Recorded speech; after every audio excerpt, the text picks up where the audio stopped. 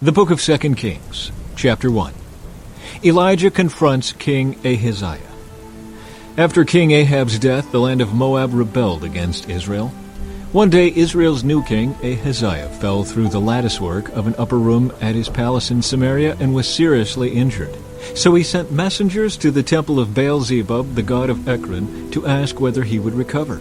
But the angel of the Lord told Elijah, who was from Tishbe, "Go and confront the messengers of the king of Samaria and ask them, 'Is there no God in Israel? Why are you going to Baal-zebub, the god of Ekron, to ask whether the king will recover?' Now therefore this is what the Lord says, 'You will never leave the bed you are lying on. You will surely die.'" So Elijah went to deliver the message. When the messengers returned to the king, he asked them, "Why have you returned so soon?" They replied, "A man came up to us and told us to go back to the king and give him this message. 'This is what the Lord says, Is there no God in Israel? Why are you sending men to Baal-zebub, the god of Ekron, to ask whether you will recover? Therefore, because you have done this, you will never leave the bed you are lying on. You will surely die." "What sort of man was he?" the king demanded. "What did he look like?" They replied, "He was a hairy man, and he wore a leather belt around his waist." "Elijah from Tishbe," the king exclaimed. Then he sent an army captain with 50 soldiers to arrest him. They found him sitting on top of a hill. The captain said to him, "Man of God, the king has commanded you to come down with us." But Elijah replied to the captain, "If I am a man of God, let fire come down from heaven and destroy you and your 50 men." Then fire fell from heaven and killed them all. So the king sent another captain with 50 men. The captain said to him, "Man of God, the king demands that you come down at once." Elijah replied, "If I am a man of God, let fire come down from heaven and destroy you and your 50 men." And again the fire of God fell from heaven and killed them all. Once more the king sent a third captain with 50 men. But this time the captain went up the hill and fell to his knees before Elijah. He pleaded with him, "O man of God, please spare my life and the lives of these your 50 servants. See how the fire from heaven came down and destroyed the first 2 groups, but now please spare my life." Then the angel of the Lord said to Elijah, "Go down with him, and don't be afraid of him." So Elijah got up and went with him to the king. And Elijah said to the king, "This is what the Lord says. Why did you send messengers to Baal-zebub, the god of Ekron, to ask whether you will recover? Is there no God in Israel to answer your question? Therefore, because you have done this, you will never leave the bed you are lying on. You will surely die." So Ahaziah died, just as the Lord had promised through Elijah. Since Ahaziah did not have a son to succeed him, his brother Joram became the next king. This took place in the 2nd year of the reign of Jehoram, son of Jehoshaphat, king of Judah. The rest of the events in Ahaziah's reign are recorded in the book of the history of the kings of Israel. Chapter 2. Elijah taken into heaven. When the Lord was about to take Elijah up to heaven in a whirlwind, Elijah and Elisha were traveling from Gilgal. And Elijah said to Elisha, "Stay here, for the Lord has told me to go to Bethel." But Elisha replied, "As surely as the Lord lives and you yourself live, I will never leave you." So they went down together to Bethel. The group of prophets from Bethel came to Elisha and asked him, "Did you know that the Lord is going to take your master away from you today?" "Of course I know," Elisha answered, "but be quiet about it." Then Elijah said to Elisha, "Stay here, for the Lord has told me to go to Jericho." But Elisha replied again, "As surely as the Lord lives, and you yourself live, I will never leave you." So they went on together to Jericho. Then the group of prophets from Jericho came to Elisha and asked him, "Did you know that the Lord is going to take your master away from you today?" "Of course I know," Elisha answered, "but be quiet about it." Then Elijah said to Elisha, "Stay here, for the Lord has told me to go to the Jordan River." But again Elisha replied, "As surely as the Lord lives, and you yourself live, I will never leave you." So they went on together. 50 men from the group of prophets also went and watched from a distance as Elijah and Elisha stopped beside the Jordan River. Then Elijah folded his cloak together and struck the water with it.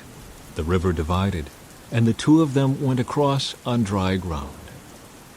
When they came to the other side, Elijah said to Elisha, "Tell me what I can do for you before I am taken away."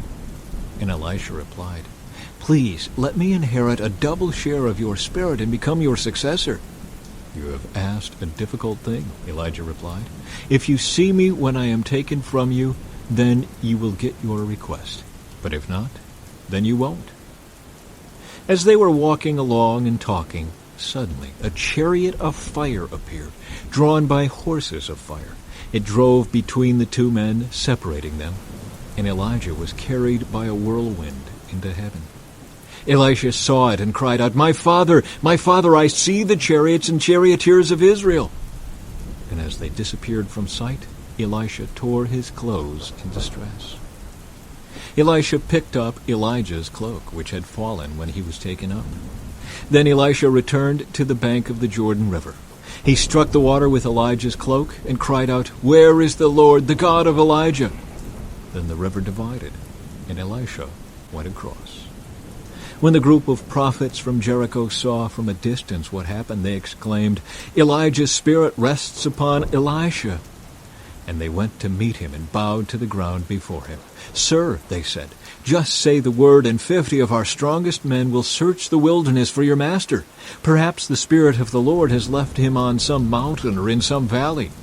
"No," Elisha said, "don't send them." But they kept urging him until they shamed him into agreeing, and he finally said, "All right, send them."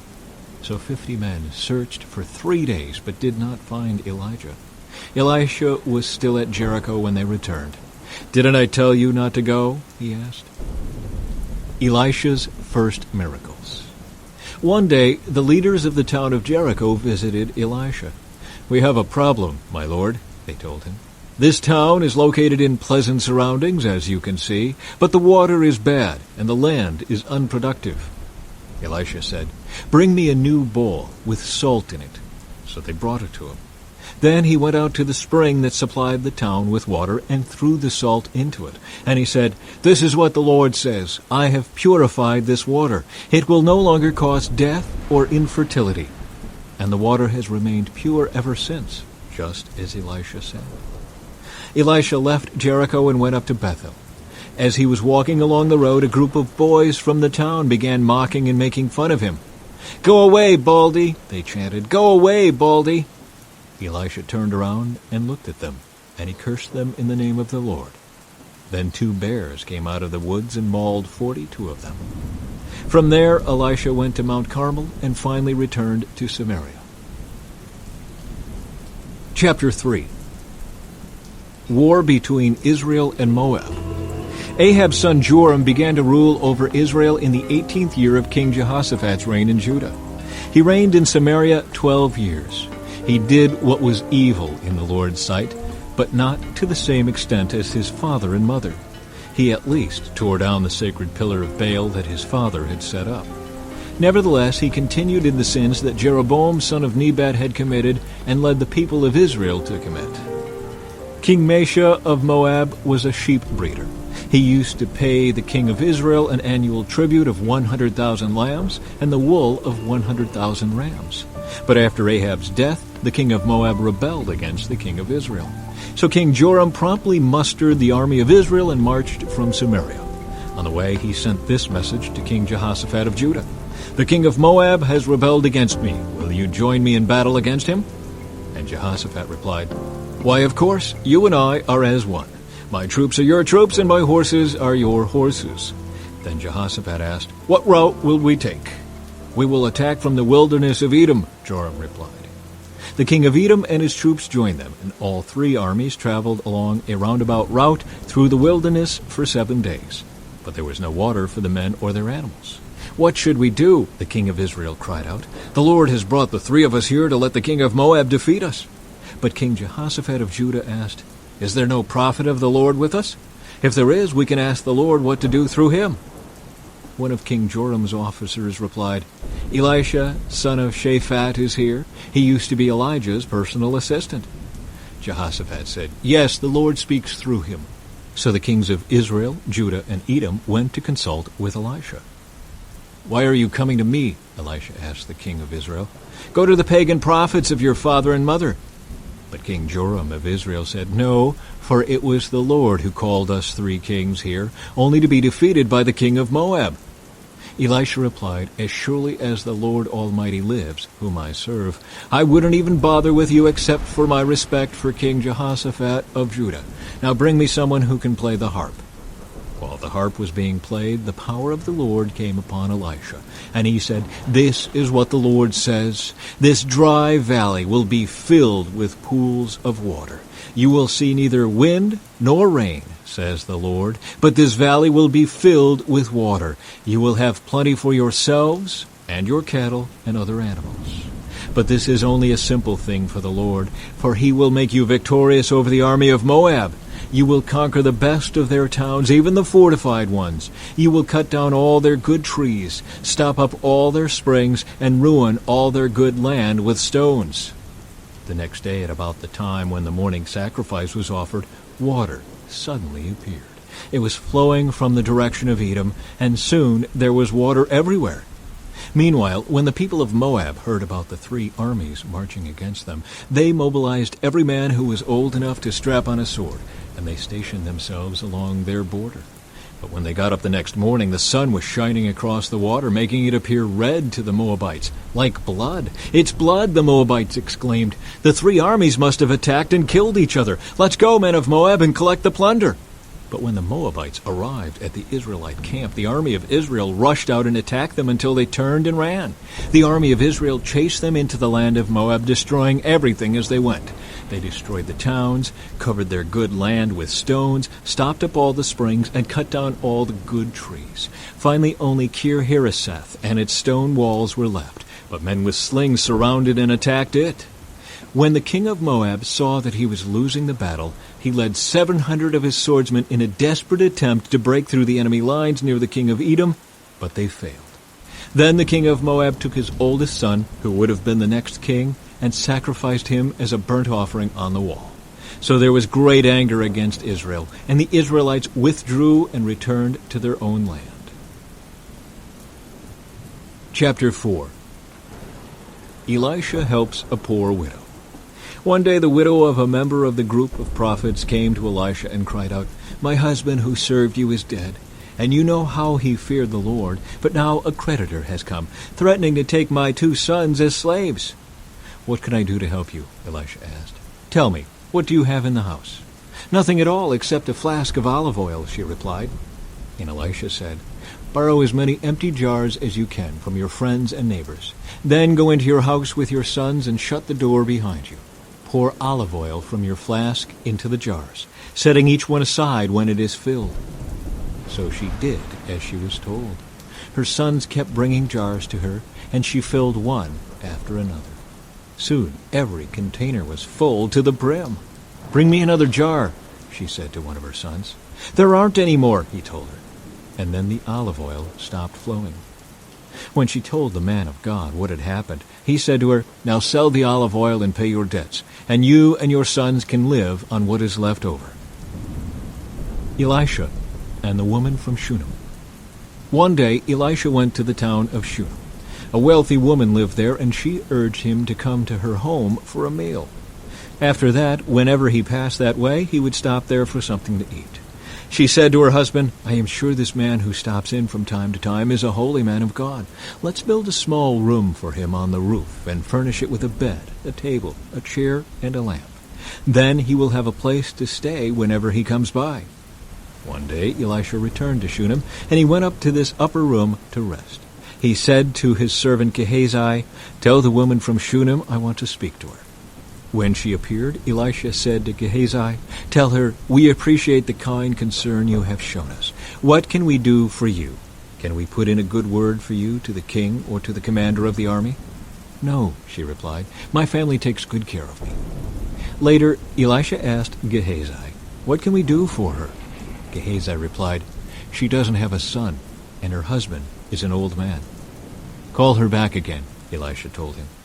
When the woman returned, Elisha said to her as she stood in the doorway, "Next year at this time you will be holding a son in your arms."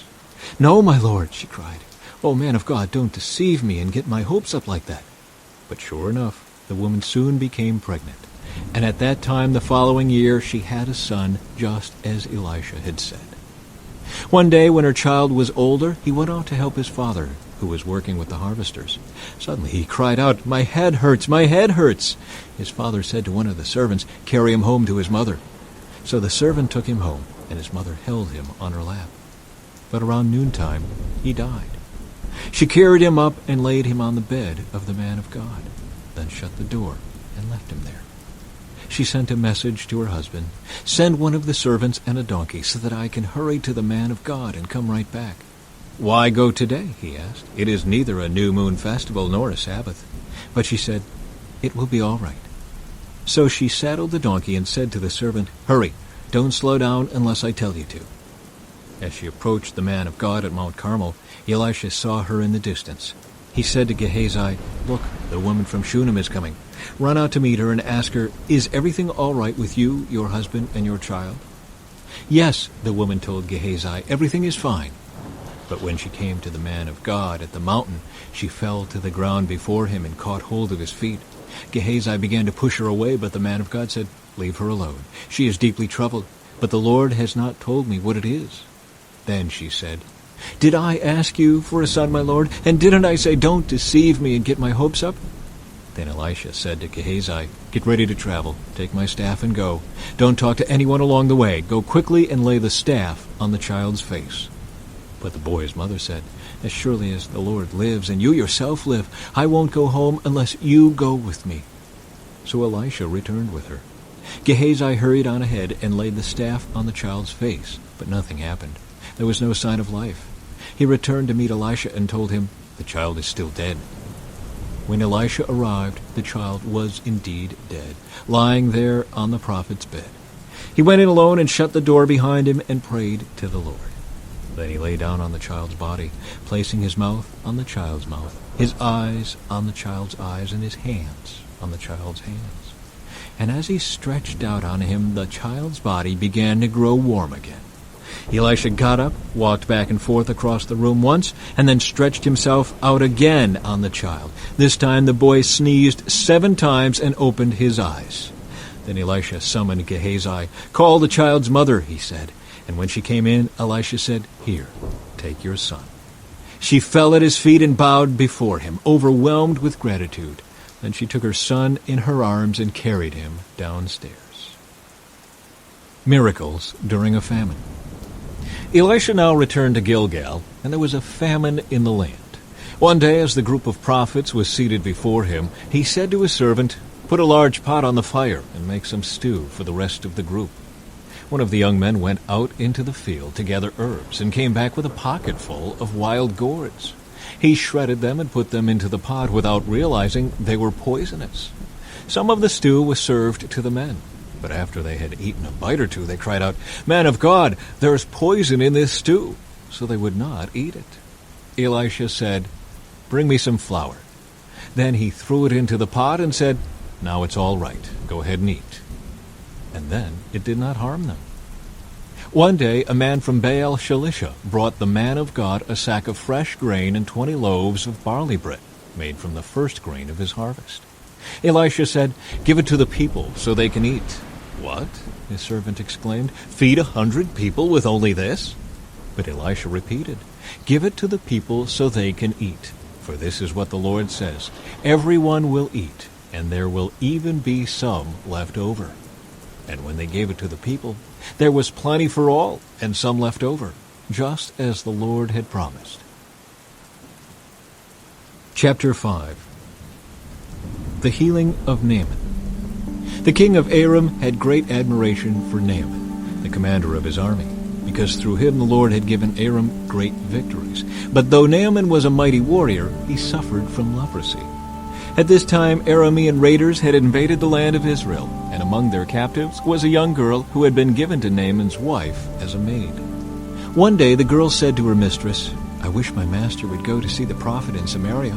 He would heal him of his leprosy." So Naaman told the king what the young girl from Israel had said. "Go and visit the prophet," the king of Aram told him. "I will send a letter of introduction for you to take to the king of Israel." So Naaman started out, carrying as gifts 750 pounds of silver, 150 pounds of gold, and 10 sets of clothing. The letter to the king of Israel said, "With this letter I present my servant Naaman. I want you to heal him of his leprosy." When the king of Israel read the letter, he tore his clothes in dismay and said, "This man sends me a leper to heal? Am I God that I can give life and take it away?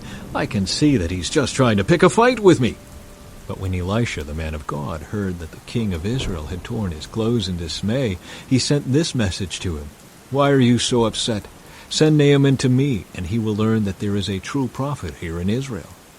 So Naaman went with his horses and chariots and waited at the door of Elisha's house. But Elisha sent a messenger out to him with this message, "Go and wash yourself 7 times in the Jordan River. Then your skin will be restored, and you will be healed of your leprosy."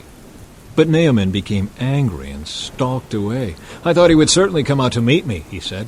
"I expected him to wave his hand over the leprosy and call on the name of the Lord his God and heal me. Aren't the rivers of Damascus, the Abana and the Pharpar, better than any of the rivers of Israel? Why shouldn't I wash in them and be healed?" So Naaman turned and went away in a rage. But his officers tried to reason with him and said, "Sir, if the prophet had told you to do something very difficult, wouldn't you have done it? So you should certainly obey him when he says simply, 'Go and wash and be cured.'" So Naaman went down to the Jordan River and dipped himself 7 times as the man of God had instructed him. And his skin became as healthy as the skin of a young child's, and he was healed. Then Naaman and his entire party went back to find the man of God. They stood before him, and Naaman said, "Now I know that there is no God in all the world except in Israel. So please accept a gift from your servant." But Elisha replied, "As surely as the Lord lives, whom I serve, I will not accept any gifts." And though Naaman urged him to take the gift, Elisha refused. Then Naaman said, "All right, but please allow me to load 2 of my mules with earth from this place, and I will take it back home with me. From now on, I will never again offer burnt offerings or sacrifices to any other god except the Lord. However, may the Lord pardon me in this one thing. When my master the king goes into the temple of the god Rimmon to worship there and leans on my arm, may the Lord pardon me when I bow too." "Go in peace," Elisha said. So Naaman started home again. The greed of Gehazi. But Gehazi, the servant of Elisha, the man of God, said to himself, "My master should not have let this Aramean get away without accepting any of his gifts. As surely as the Lord lives, I will chase after him and get something from him." So Gehazi set off after Naaman. When Naaman saw Gehazi running after him, he climbed down from his chariot and went to meet him. "Is everything all right?" Naaman asked. "Yes," Gehazi said, "but my master has sent me to tell you that 2 young prophets from the hill country of Ephraim have just arrived. He would like 75 pounds of silver and 2 sets of clothing to give to them." "By all means, take twice as much silver," Naaman insisted. He gave him 2 sets of clothing, tied up the money in 2 bags, and sent 2 of his servants to carry the gifts for Gehazi.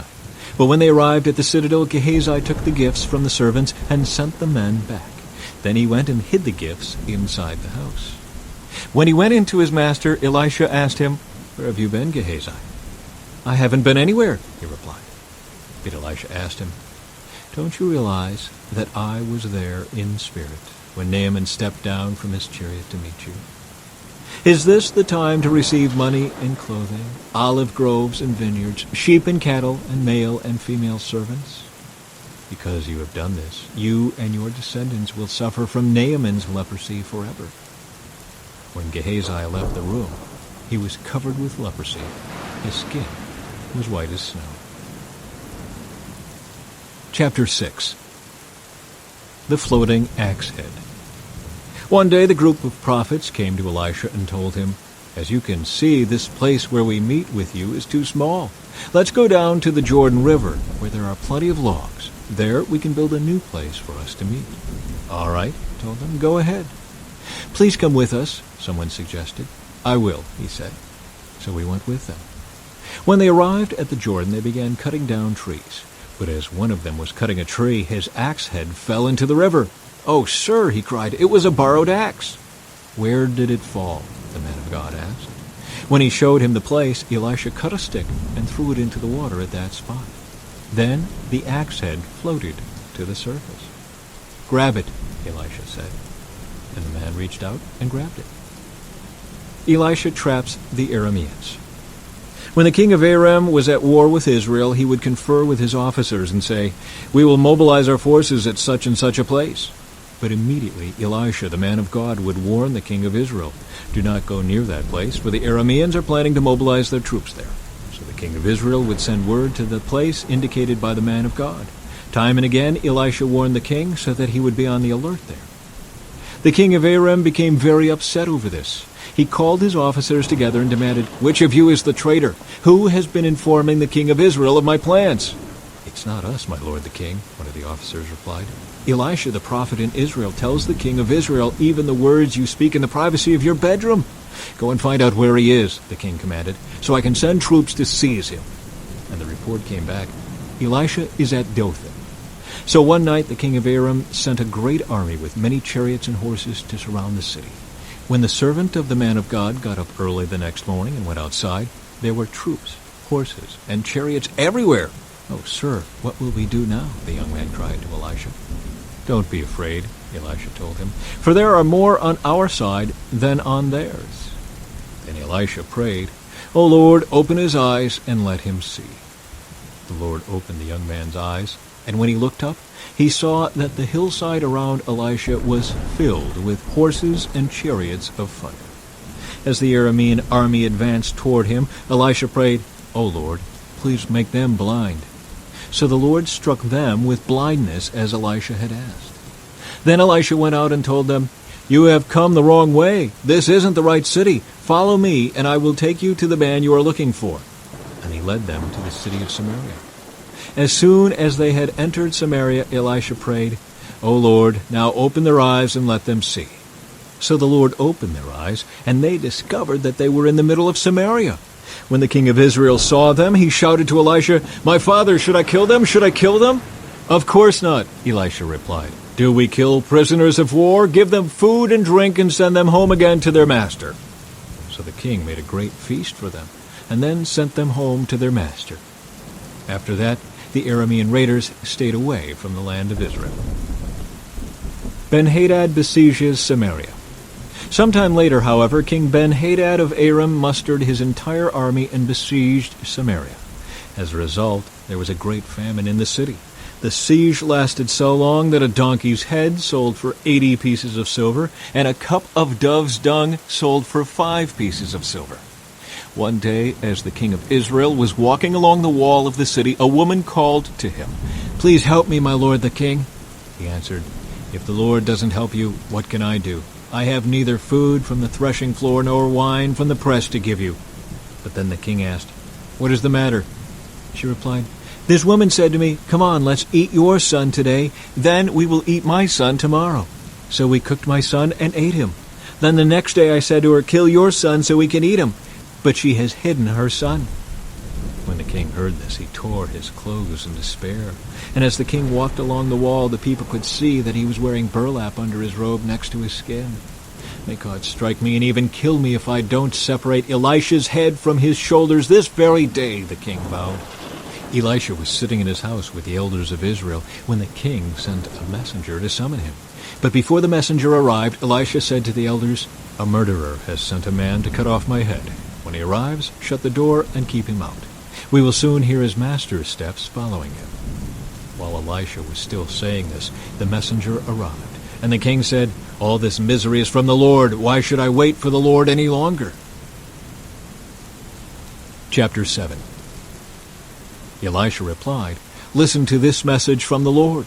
This is what the Lord says. By this time tomorrow in the markets of Samaria, 5 quarts of choice flour will cost only 1 piece of silver, and 10 quarts of barley grain will cost only 1 piece of silver." The officer assisting the king said to the man of God, "That couldn't happen even if the Lord opened the windows of heaven." But Elisha replied, "You will see it happen with your own eyes, but you won't be able to eat any of it." Lepers visit the enemy camp. Now there were 4 men with leprosy sitting at the entrance of the city gates. "Why should we sit here, waiting to die?" they asked each other. "We will starve if we stay here, but with the famine in the city we will starve if we go back there. So we might as well go out and surrender to the Aramean army. If they let us live, so much the better. But if they kill us, we would have died anyway." So at twilight they set out for the camp of the Arameans. But when they came to the edge of the camp, no one was there. For the Lord had caused the Aramean army to hear the clatter of speeding chariots and the galloping of horses and the sounds of a great army approaching. "The king of Israel has hired the Hittites and Egyptians to attack us," they cried to one another. So they panicked and ran into the night, abandoning their tents, horses, donkeys, and everything else as they fled for their lives. When the lepers arrived at the edge of the camp, they went into one tent after another, eating and drinking wine, and they carried off silver and gold and clothing and hid it. Finally they said to each other, "This is not right. This is a day of good news, and we aren't sharing it with anyone. If we wait until morning, some calamity will certainly fall upon us. Come on, let's go back and tell the people at the palace." So they went back to the city and told the gatekeepers what had happened. "We went out to the Aramean camp," they said, "and no one was there. The horses and donkeys were tethered and the tents were all in order, but there wasn't a single person around." Then the gatekeeper shouted the news to the people in the palace. Israel plunders the camp. The king got out of bed in the middle of the night and told his officers, "I know what has happened. The Arameans know we are starving, so they have left their camp and have hidden in the fields. They are expecting us to leave the city, and then they will take us alive and capture the city." One of his officers replied, "We had better send out scouts to check into this. Let them take 5 of the remaining horses. If something happens to them, it will be no worse than if they stay here and die with the rest of us." So 2 chariots with horses were prepared, and the king sent scouts to see what had happened to the Aramean army. They went all the way to the Jordan River, following a trail of clothing and equipment that the Arameans had thrown away in their mad rush to escape. The scouts returned and told the king about it. Then the people of Samaria rushed out and plundered the Aramean camp. So it was true that 5 quarts of choice flour were sold that day for 1 piece of silver, and 10 quarts of barley grain were sold for 1 piece of silver, just as the Lord had promised. The king appointed his officer to control the traffic at the gate, but he was knocked down and trampled to death as the people rushed out. So everything happened exactly as the man of God had predicted when the king came to his house. The man of God had said to the king, "By this time tomorrow in the markets of Samaria, 5 quarts of choice flour will cost 1 piece of silver, and 10 quarts of barley grain will cost 1 piece of silver." The king's officer had replied, "That couldn't happen even if the Lord opened the windows of heaven." And the man of God had said, "You will see it happen with your own eyes, but you won't be able to eat any of it." And so it was, for the people trampled him to death at the gate. Chapter 8. The woman from Shunem returns home. Elisha had told the woman whose son he had brought back to life, "Take your family and move to some other place, for the Lord has called for a famine on Israel that will last for 7 years." So the woman did as the man of God instructed. She took her family and settled in the land of the Philistines for 7 years. After the famine ended, she returned from the land of the Philistines, and she went to see the king about getting back her house and land. As she came in, the king was talking with Gehazi, the servant of the man of God.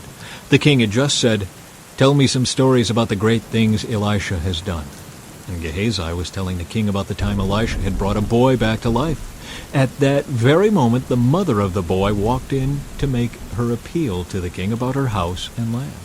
"Look, my lord the king," Gehazi exclaimed. "Here is the woman now, and this is her son, the very one Elisha brought back to life." "Is this true?" the king asked her. And she told him the story.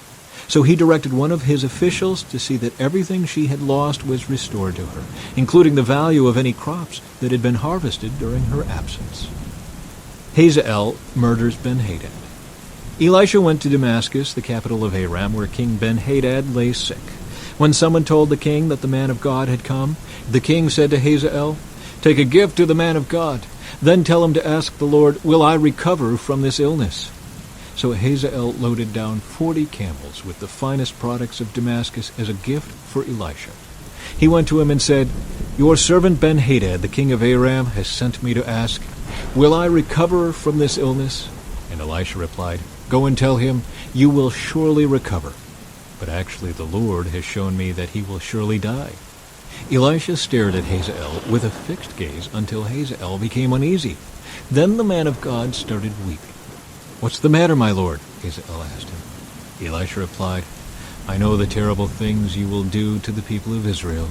You will burn their fortified cities, kill their young men with the sword, dash their little children to the ground, and rip open their pregnant women."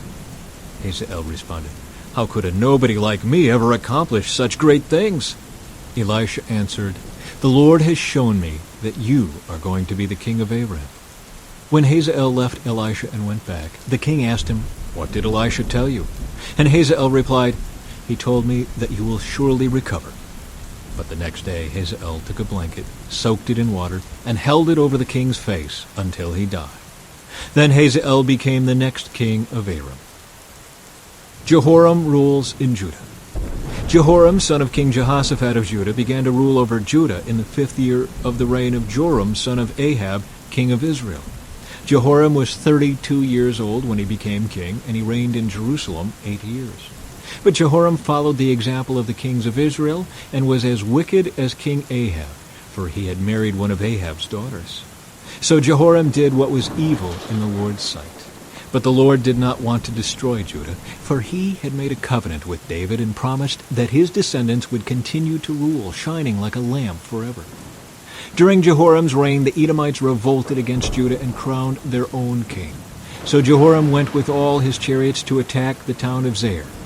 The Edomites surrounded him and his chariot commanders, but he went out at night and attacked them under cover of darkness. But Jehoram's army deserted him and fled to their homes. So Edom has been independent from Judah to this day. The town of Libnah also revolted about that same time. The rest of the events in Jehoram's reign and everything he did are recorded in the book of the history of the kings of Judah. When Jehoram died, he was buried with his ancestors in the city of David. Then his son Ahaziah became the next king. Ahaziah rules in Judah. Ahaziah, son of Jehoram, began to rule over Judah in the 12th year of the reign of Joram, son of Ahab, king of Israel. Ahaziah was 22 years old when he became king, and he reigned in Jerusalem 1 year. His mother was Athaliah, a granddaughter of King Omri of Israel. Ahaziah followed the evil example of King Ahab's family. He did what was evil in the Lord's sight, just as Ahab's family had done, for he was related by marriage to the family of Ahab. Ahaziah joined Joram, son of Ahab, the king of Israel, in his war against King Hazael of Aram at Ramoth-Gilead. When the Arameans wounded King Joram in the battle, he returned to Jezreel to recover from the wounds he had received at Ramoth. Because Joram was wounded, King Ahaziah of Judah went to Jezreel to visit him. Chapter 9. Jehu anointed king of Israel. Meanwhile, Elisha the prophet had summoned a member of the group of prophets. "Get ready to travel," he told him, "and take this flask of olive oil with you. Go to Ramoth-Gilead and find Jehu, son of Jehoshaphat, son of Nimshi. Call him into a private room away from his friends, and pour the oil over his head. Say to him, 'This is what the Lord says, I anoint you to be the king over Israel.' Then open the door and run for your life." So the young prophet did as he was told and went to Ramoth-Gilead. When he arrived there, he found Jehu sitting around with the other army officers. "I have a message for you, Commander," he said. "For which one of us?" Jehu asked. "For you, Commander," he replied. So Jehu left the others and went into the house. Then the young prophet poured the oil over Jehu's head and said, "This is what the Lord, the God of Israel, says. I anoint you king over the Lord's people Israel. You are to destroy the family of Ahab, your master. In this way I will avenge the murder of my prophets and all the Lord's servants who were killed by Jezebel. The entire family of Ahab must be wiped out. I will destroy every one of his male descendants, slave and free alike, anywhere in Israel. I will destroy the family of Ahab, as I destroyed the families of Jeroboam, son of Nebat, and of Baasha, son of Ahijah. Dogs will eat Ahab's wife Jezebel at the plot of land in Jezreel, and no one will bury her." Then the young prophet opened the door and ran. Jehu went back to his fellow officers, and one of them asked him, "What did that madman want? Is everything all right?" "You know how a man like that babbles on," Jehu replied. "You're hiding something," they said. "Tell us." So Jehu told them, "He said to me, 'This is what the Lord says. I have anointed you to be king over Israel.'" Then they quickly spread out their cloaks on the bare steps and blew the ram's horn, shouting, "Jehu is king!" Jehu kills Joram and Ahaziah. So Jehu, son of Jehoshaphat, son of Nimshi, led a conspiracy against King Joram. Now Joram had been with the army at Ramoth-Gilead, defending Israel against the forces of King Hazael of Aram. But King Joram was wounded in the fighting and returned to Jezreel to recover from his wounds. So Jehu told the men with him, "If you want me to be king, don't let anyone leave town and go to Jezreel to report what we have done." Then Jehu got into a chariot and rode to Jezreel to find King Joram, who was lying there wounded. King Ahaziah of Judah was there too, for he had gone to visit him. The watchman on the tower of Jezreel saw Jehu and his company approaching. So he shouted to Joram, "I see a company of troops coming. Send out a rider to ask if they are coming in peace," King Joram ordered. So a horseman went out to meet Jehu and said, "The king wants to know if you are coming in peace." Jehu replied, "What do you know about peace? Fall in behind me." The watchman called out to the king, "The messenger has met them, but he's not returning." So the king sent out a second horseman.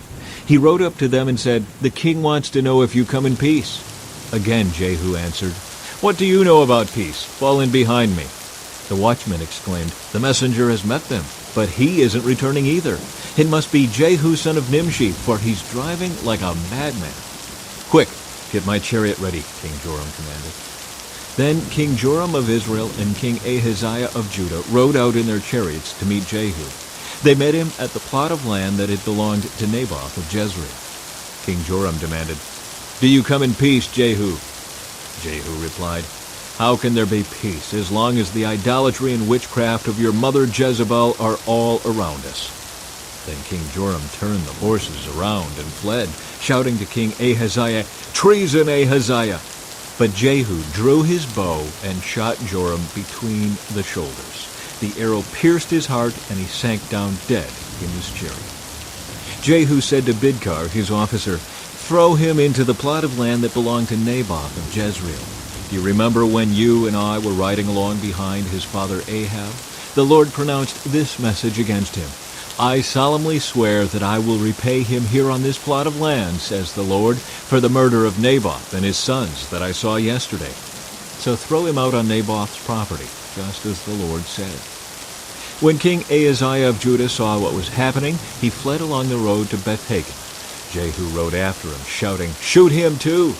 So they shot Ahaziah in his chariot at the ascent of Gur, near Ibleam. He was able to go on as far as Megiddo, but he died there. His servants took him by chariot to Jerusalem, where they buried him with his ancestors in the city of David. Ahaziah had become king over Judah in the 11th year of the reign of Joram, son of Ahab. The death of Jezebel. When Jezebel the queen mother heard that Jehu had come to Jezreel, she painted her eyelids and fixed her hair and sat at a window. When Jehu entered the gate of the palace, she shouted at him, "Have you come in peace, you murderer? You are just like Zimri, who murdered his master." Jehu looked up and saw her at the window and shouted, "Who is on my side?" And 2 or 3 eunuchs looked out at him. "Throw her down," Jehu yelled. So they threw her out the window, and her blood spattered against the wall and on the horses, and Jehu trampled her body under his horses' hooves. Then Jehu went into the palace and ate and drank. Afterward he said, "Someone go and bury this cursed woman, for she is the daughter of a king." But when they went out to bury her, they found only her skull, her feet, and her hands. When they returned and told Jehu, he stated, "This fulfills the message from the Lord, which he spoke through his servant Elijah from Tishbe. At the plot of land in Jezreel, dogs will eat Jezebel's body. Her remains will be scattered like dung on the plot of land in Jezreel, so that no one will be able to recognize her." Chapter 10. Jehu kills Ahab's family. Ahab had 70 sons living in the city of Samaria. So Jehu wrote letters and sent them to Samaria, to the elders and officials of the city, and to the guardians of King Ahab's sons. He said, "The king's sons are with you, and you have at your disposal chariots, horses, a fortified city, and weapons. As soon as you receive this letter, select the best qualified of your master's sons to be your king, and prepare to fight for Ahab's dynasty." But they were paralyzed with fear and said, "We've seen that 2 kings couldn't stand against this man. What can we do?" So the palace and city administrators, together with the elders and the guardians of the king's sons, sent this message to Jehu. "We are your servants and will do anything you tell us. We will not make anyone king. Do whatever you think is best." Jehu responded with a second letter. "If you are on my side and are going to obey me, bring the heads of your master's sons to me at Jezreel by this time tomorrow." Now the 70 sons of the king were being cared for by the leaders of Samaria, where they had been raised since childhood. When the letter arrived, the leaders killed all 70 of the king's sons. They placed their heads in baskets and presented them to Jehu at Jezreel. A messenger went to Jehu and said, "They have brought the heads of the king's sons." So Jehu ordered, "Pile them in 2 heaps at the entrance of the city gate and leave them there until morning." In the morning he went out and spoke to the crowd that had gathered around them. "You are not to blame," he told them. "I am the one who conspired against my master and killed him. But who killed all these? You can be sure that the message of the Lord that was spoken concerning Ahab's family will not fail. The Lord declared through his servant Elijah that this would happen." Then Jehu killed all who were left of Ahab's relatives living in Jezreel, and all his important officials, his personal friends, and his priests. So Ahab was left without a single survivor. Then Jehu set out for Samaria. Along the way, while he was at Beth-Eked of the shepherds, he met some relatives of King Ahaziah of Judah. "Who are you?" he asked them. And they replied, "We are relatives of King Ahaziah. We are going to visit the sons of King Ahab and the sons of the queen mother." "Take them alive," Jehu shouted to his men. And they captured all 42 of them and killed them at the well of Beth-Eked. None of them escaped. When Jehu left there, he met Jehonadab, son of Rechab, who was coming to meet him. After they had greeted each other, Jehu said to him, "Are you as loyal to me as I am to you?" "Yes, I am," Jehonadab replied. "If you are," Jehu said, "then give me your hand." So Jehonadab put out his hand, and Jehu helped him into the chariot. Then Jehu said, "Now come with me and see how devoted I am to the Lord." So Jehonadab rode along with him. When Jehu arrived in Samaria, he killed everyone who was left there from Ahab's family, just as the Lord had promised through Elijah. Jehu kills the priests of Baal. Then Jehu called a meeting of all the people of the city and said to them, "Ahab's worship of Baal was nothing compared to the way I will worship him. Therefore summon all the prophets and worshippers of Baal and call together all his priests. See to it that every one of them comes, for I am going to offer a great sacrifice to Baal. Anyone who fails to come will be put to death." But Jehu's cunning plan was to destroy all the worshippers of Baal. Then Jehu ordered, "Prepare a solemn assembly to worship Baal." So they did. He sent messengers throughout all Israel, summoning those who worshipped Baal. They all came. Not a single one remained behind, and they filled the temple of Baal from one end to the other. And Jehu instructed the keeper of the wardrobe, "Be sure that every worshipper of Baal wears one of these robes." So robes were given to them. Then Jehu went into the temple of Baal with Jehonadab, son of Rechab. Jehu said to the worshippers of Baal, "Make sure no one who worships the Lord is here, only those who worship Baal." So they were all inside the temple to offer sacrifices and burnt offerings. Now Jehu had stationed 80 of his men outside the building and had warned them, "If you let anyone escape, you will pay for it with your own life." As soon as Jehu had finished sacrificing the burnt offering, he commanded his guards and officers, "Go in and kill all of them. Don't let a single one escape." So they killed them all with their swords, and the guards and officers dragged their bodies outside. Then Jehu's men went into the innermost fortress of the temple of Baal. They dragged out the sacred pillar used in the worship of Baal and burned it. They smashed the sacred pillar and wrecked the temple of Baal, converting it into a public toilet, as it remains to this day. In this way, Jehu destroyed every trace of Baal worship from Israel. He did not, however, destroy the gold calves at Bethel and Dan, with which Jeroboam son of Nebat had caused Israel to sin. Nonetheless, the Lord said to Jehu, "You have done well in following my instructions to destroy the family of Ahab. Therefore your descendants will be kings of Israel down to the 4th generation." But Jehu did not obey the law of the Lord, the God of Israel, with all his heart. He refused to turn from the sins that Jeroboam had led Israel to commit. The death of Jehu. At about that time, the Lord began to cut down the size of Israel's territory. King Hazael conquered several sections of the country east of the Jordan River, including all of Gilead, Gad, Reuben, and Manasseh. He conquered the area from the town of Aror by the Arnon Gorge to as far north as Gilead and Bashan. The rest of the events in Jehu's reign, everything he did and all his achievements, are recorded in the book of the history of the kings of Israel. When Jehu died, he was buried in Samaria. Then his son Jehoahaz became the next king. In all, Jehu reigned over Israel from Samaria for 28 years. Chapter 11. Queen Athaliah rules in Judah. When Athaliah, the mother of King Ahaziah of Judah, learned that her son was dead, she began to destroy the rest of the royal family. But Ahaziah's sister Jehosheba, the daughter of King Jehoram, took Ahaziah's infant son Joash and stole him away from among the rest of the king's children, who were about to be killed. She put Joash and his nurse in a bedroom to hide him from Athaliah, so the child was not murdered. Joash remained hidden in the temple of the Lord for 6 years, while Athaliah ruled over the land. Revolt against Athaliah. In the 7th year of Athaliah's reign, Jehoiada the priest summoned the commanders, the Curated mercenaries, and the palace guards to come to the temple of the Lord.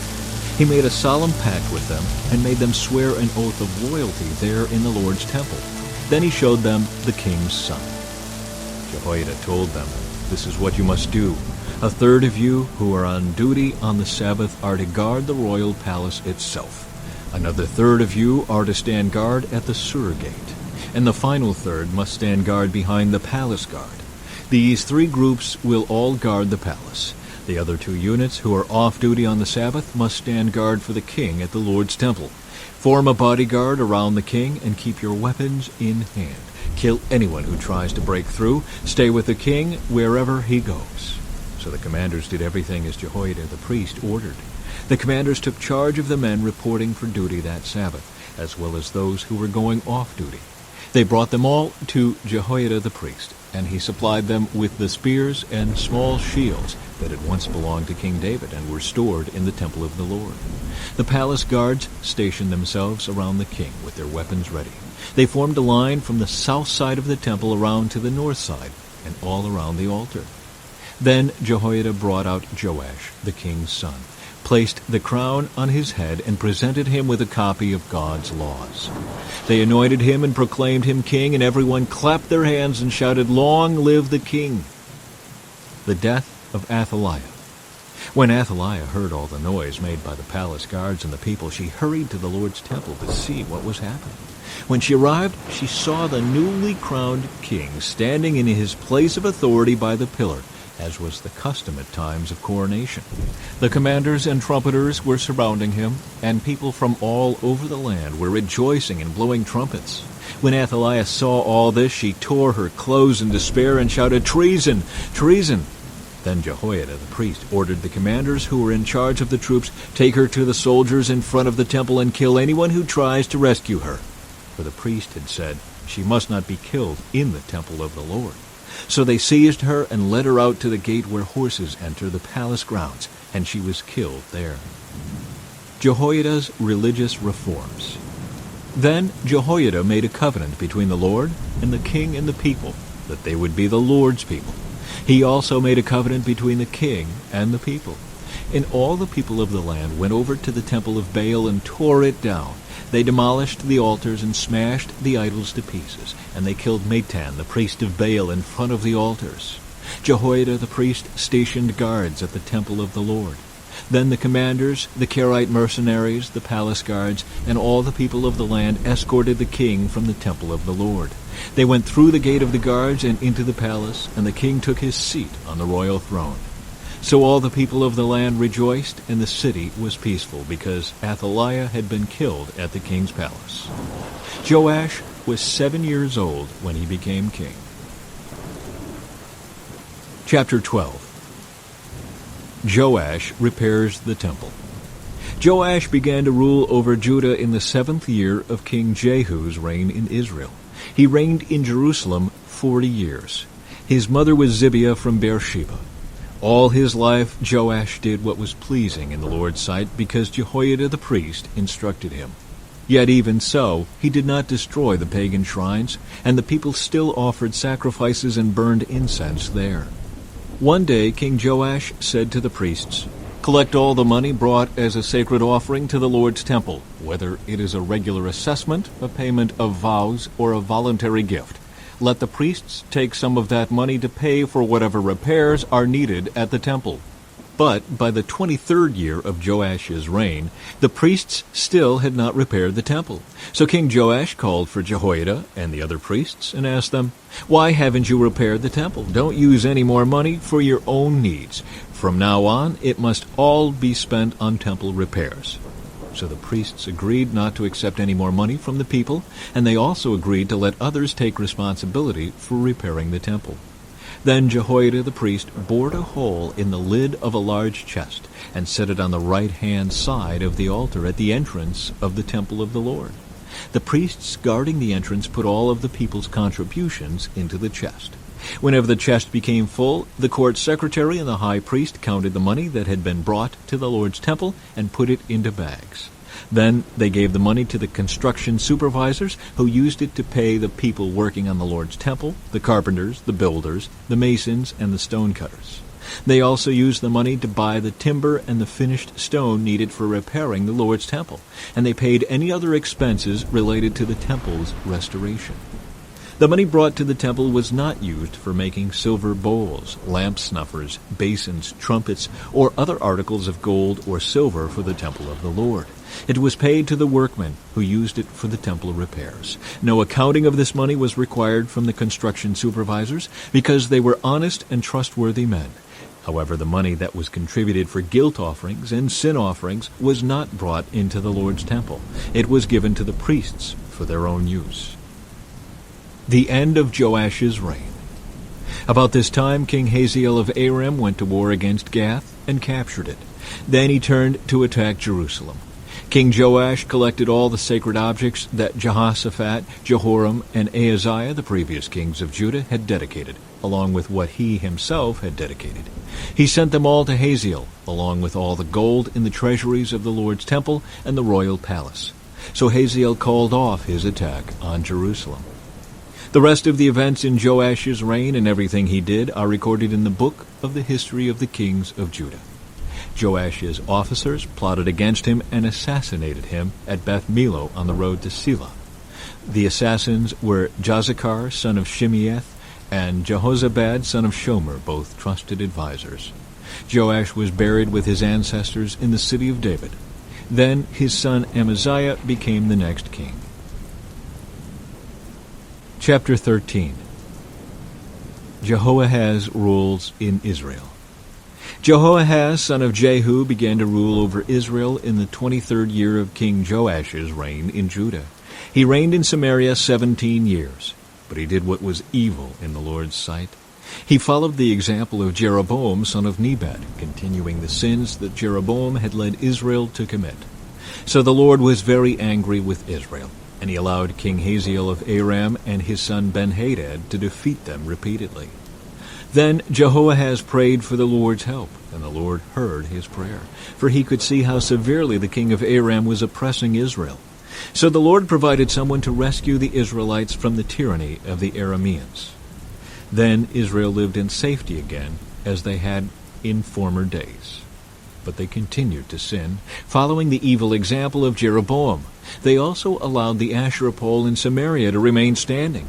Finally, Jehoahaz's army was reduced to 50 charioteers, 10 chariots, and 10,000 foot soldiers. The king of Aram had killed the others, trampling them like dust under his feet. The rest of the events in Jehoahaz's reign, everything he did, and the extent of his power are recorded in the book of the history of the kings of Israel. When Jehoahaz died, he was buried in Samaria. Then his son Jehoash became the next king. Jehoash rules in Israel. Jehoash, son of Jehoahaz, began to rule over Israel in the 37th year of King Joash's reign in Judah. He reigned in Samaria 16 years, but he did what was evil in the Lord's sight. He refused to turn from the sins that Jeroboam, son of Nebat, had led Israel to commit. The rest of the events in Jehoash's reign and everything he did, including the extent of his power and his war with King Amaziah of Judah, are recorded in the book of the history of the kings of Israel. When Jehoash died, he was buried in Samaria with the kings of Israel. Then his son Jeroboam II became the next king. Elisha's final prophecy. When Elisha was in his last illness, King Jehoash of Israel visited him and wept over him. My father, I see the chariots and charioteers of Israel," he cried. Elisha told him, "Get a bow and some arrows." And the king did as he was told. Elisha told him, "Put your hand on the bow." And Elisha laid his own hands on the king's hands. Then he commanded, "Open that eastern window." And he opened it. Then he said, "Shoot." So he shot an arrow. Elisha proclaimed, "This is the Lord's arrow, an arrow of victory over Aram. For you will completely conquer the Arameans at Aphek." Then he said, "Now pick up the other arrows and strike them against the ground." So the king picked them up and struck the ground 3 times. But the man of God was angry with him. "You should have struck the ground 5 or 6 times, he exclaimed. "Then you would have beaten Aram until it was entirely destroyed. Now you will be victorious only 3 times. Then Elisha died and was buried. Groups of Moabite raiders used to invade the land each spring. Once, when some Israelites were burying a man, they spied a band of these raiders. So they hastily threw the corpse into the tomb of Elisha and fled. But as soon as the body touched Elisha's bones, the dead man revived and jumped to his feet. King Hazael of Aram had oppressed Israel during the entire reign of King Jehoahaz. But the Lord was gracious and merciful to the people of Israel, and they were not totally destroyed. He pitied them because of his covenant with Abraham, Isaac, and Jacob. And to this day he still has not completely destroyed them or banished them from his presence. King Hazael of Aram died, and his son Ben-Hadad became the next king. Then Jehoash, son of Jehoahaz, recaptured from Ben-Hadad, son of Hazael, the towns that had been taken from Jehoash's father, Jehoahaz. Jehoash defeated Ben-Hadad on 3 occasions, and he recovered the Israelite towns. Chapter 14. Amaziah rules in Judah. Amaziah, son of Joash, began to rule over Judah in the 2nd year of the reign of King Jehoash of Israel. Amaziah was 25 years old when he became king, and he reigned in Jerusalem 29 years. His mother was Jehoaddin from Jerusalem. Amaziah did what was pleasing in the Lord's sight, but not like his ancestor David. Instead, he followed the example of his father Joash. Amaziah did not destroy the pagan shrines, and the people still offered sacrifices and burned incense there. When Amaziah was well established as king, he executed the officials who had assassinated his father. However, he did not kill the children of the assassins, for he obeyed the command of the Lord as written by Moses in the book of the law. Parents must not be put to death for the sins of their children, nor children for the sins of their parents. Those deserving to die must be put to death for their own crimes. Amaziah also killed 10,000 Edomites in the Valley of Salt. He also conquered Selah and changed its name to Joktheel, as it is called to this day. One day Amaziah sent messengers with this challenge to Israel's king Jehoash, the son of Jehoahaz and grandson of Jehu. "Come and meet me in battle." But King Jehoash of Israel replied to King Amaziah of Judah with this story. Out in the Lebanon mountains a thistle sent a message to a mighty cedar tree. "Give your daughter in marriage to my son." But just then a wild animal of Lebanon came by and stepped on the thistle, crushing it. "You have indeed defeated Edom, and you are very proud of it, but be content with your victory and stay at home. Why stir up trouble that will only bring disaster on you and the people of Judah?" But Amaziah refused to listen. So King Jehoash of Israel mobilized his army against King Amaziah of Judah. The 2 armies drew up their battle lines at Bethshemesh in Judah. Judah was routed by the army of Israel, and its army scattered and fled for home. King Jehoash of Israel captured Judah's king, Amaziah, son of Joash, and grandson of Ahaziah, at Bethshemesh. Then he marched to Jerusalem, where he demolished 600 feet of Jerusalem's wall, from the Ephraim gate to the corner gate. He carried off all the gold and silver and all the articles from the temple of the Lord. He also seized the treasures from the royal palace, along with hostages, and then returned to Samaria. The rest of the events in Jehoash's reign and everything he did, including the extent of his power and his war with King Amaziah of Judah, are recorded in the book of the history of the kings of Israel. When Jehoash died, he was buried in Samaria with the kings of Israel, and his son Jeroboam II became the next king. King Amaziah of Judah lived for 15 years after the death of King Jehoash of Israel. The rest of the events in Amaziah's reign are recorded in the book of the history of the kings of Judah. There was a conspiracy against Amaziah's life in Jerusalem, and he fled to Lachish. But his enemies sent assassins after him, and they killed him there. They brought his body back to Jerusalem on a horse, and he was buried with his ancestors in the city of David. All the people of Judah had crowned Amaziah's 16-year-old son Uzziah as king in place of his father Amaziah. After his father's death, Uzziah rebuilt the town of Elath and restored it to Judah. Jeroboam II rules in Israel. Jeroboam II, the son of Jehoash, began to rule over Israel in the 15th year of King Amaziah's reign in Judah. Jeroboam reigned in Samaria 41 years. He did what was evil in the Lord's sight. He refused to turn from the sins that Jeroboam son of Nebat had led Israel to commit. Jeroboam II recovered the territories of Israel between Lebo-Hamath and the Dead Sea, just as the Lord, the God of Israel, had promised through Jonah son of Amittai the prophet from Gath-Hepher. For the Lord saw the bitter suffering of everyone in Israel, and that there was no one in Israel, slave or free, to help them. And because the Lord had not said he would blot out the name of Israel completely, he used Jeroboam II, the son of Jehoash, to save them. The rest of the events in the reign of Jeroboam II and everything he did, including the extent of his power, his wars, and how he recovered for Israel both Damascus and Hamath, which had belonged to Judah, are recorded in the book of the history of the kings of Israel. When Jeroboam II died, he was buried in Samaria with the kings of Israel. Then his son Zechariah became the next king. Chapter 15. Uzziah rules in Judah. Uzziah son of Amaziah began to rule over Judah in the 27th year of the reign of King Jeroboam II of Israel. He was 16 years old when he became king, and he reigned in Jerusalem 52 years. His mother was Jechaliah from Jerusalem. He did what was pleasing in the Lord's sight, just as his father Amaziah had done. But he did not destroy the pagan shrines, and the people still offered sacrifices and burned incense there. The Lord struck the king with leprosy, which lasted until the day he died. He lived in isolation in a separate house. The king's son Jotham was put in charge of the royal palace, and he governed the people of the land.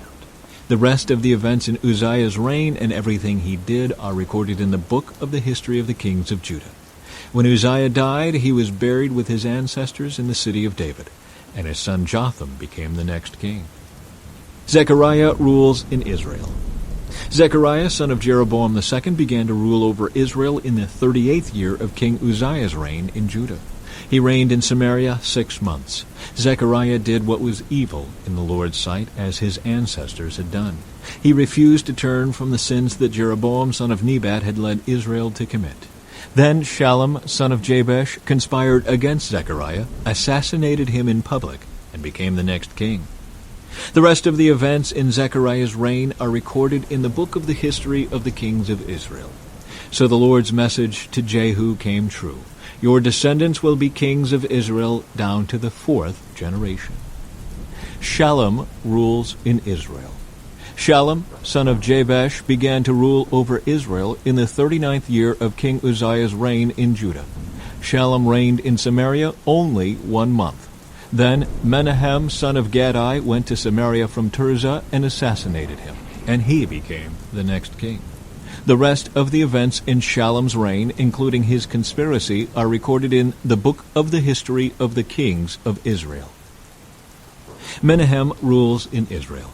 At that time Menahem destroyed the town of Tappuah and all the surrounding countryside as far as Tirzah, because its citizens refused to surrender the town. He killed the entire population and ripped open the pregnant women. Menahem, son of Gadai, began to rule over Israel in the 39th year of King Uzziah's reign in Judah. He reigned in Samaria 10 years. But Menahem did what was evil in the Lord's sight. During his entire reign, he refused to turn from the sins that Jeroboam son of Nebat had led Israel to commit. Then King Tiglath-Pileser of Assyria invaded the land, but Menahem paid him 37 tons of silver to gain his support in tightening his grip on royal power. Menahem extorted the money from the rich of Israel, demanding that each of them pay 50 pieces of silver to the king of Assyria. So the king of Assyria turned from attacking Israel and did not stay in the land. The rest of the events in Menahem's reign and everything he did are recorded in the book of the history of the kings of Israel. When Menahem died, his son Pekahiah became the next king. Pekahiah rules in Israel. Pekahiah, son of Menahem, began to rule over Israel in the 50th year of King Uzziah's reign in Judah. He reigned in Samaria 2 years, but Pekahiah did what was evil in the Lord's sight. He refused to turn from the sins that Jeroboam son of Nebat had led Israel to commit. Then Pekah, son of Remaliah, the commander of Pekahiah's army, conspired against him. With 50 men from Gilead, Pekah assassinated the king, along with Argob and Ariah, in the citadel of the palace at Samaria, and Pekah reigned in his place. The rest of the events in Pekahiah's reign and everything he did are recorded in the book of the history of the kings of Israel. Pekah rules in Israel. Pekah, son of Remaliah, began to rule over Israel in the 52nd year of King Uzziah's reign in Judah. He reigned in Samaria 20 years. But Pekah did what was evil in the Lord's sight. He refused to turn from the sins that Jeroboam, son of Nebat, had led Israel to commit. During Pekah's reign, King Tiglath-Pileser of Assyria attacked Israel again, and he captured the towns of Ijon, Abel-Beth-Maachah, Genoa, Kadesh, and Hazor. He also conquered the regions of Gilead, Galilee, and all of Naphtali, and he took the people to Assyria as captives. Then Hoshea, son of Elah, conspired against Pekah and assassinated him. He began to rule over Israel in the 20th year of Jotham, son of Uzziah.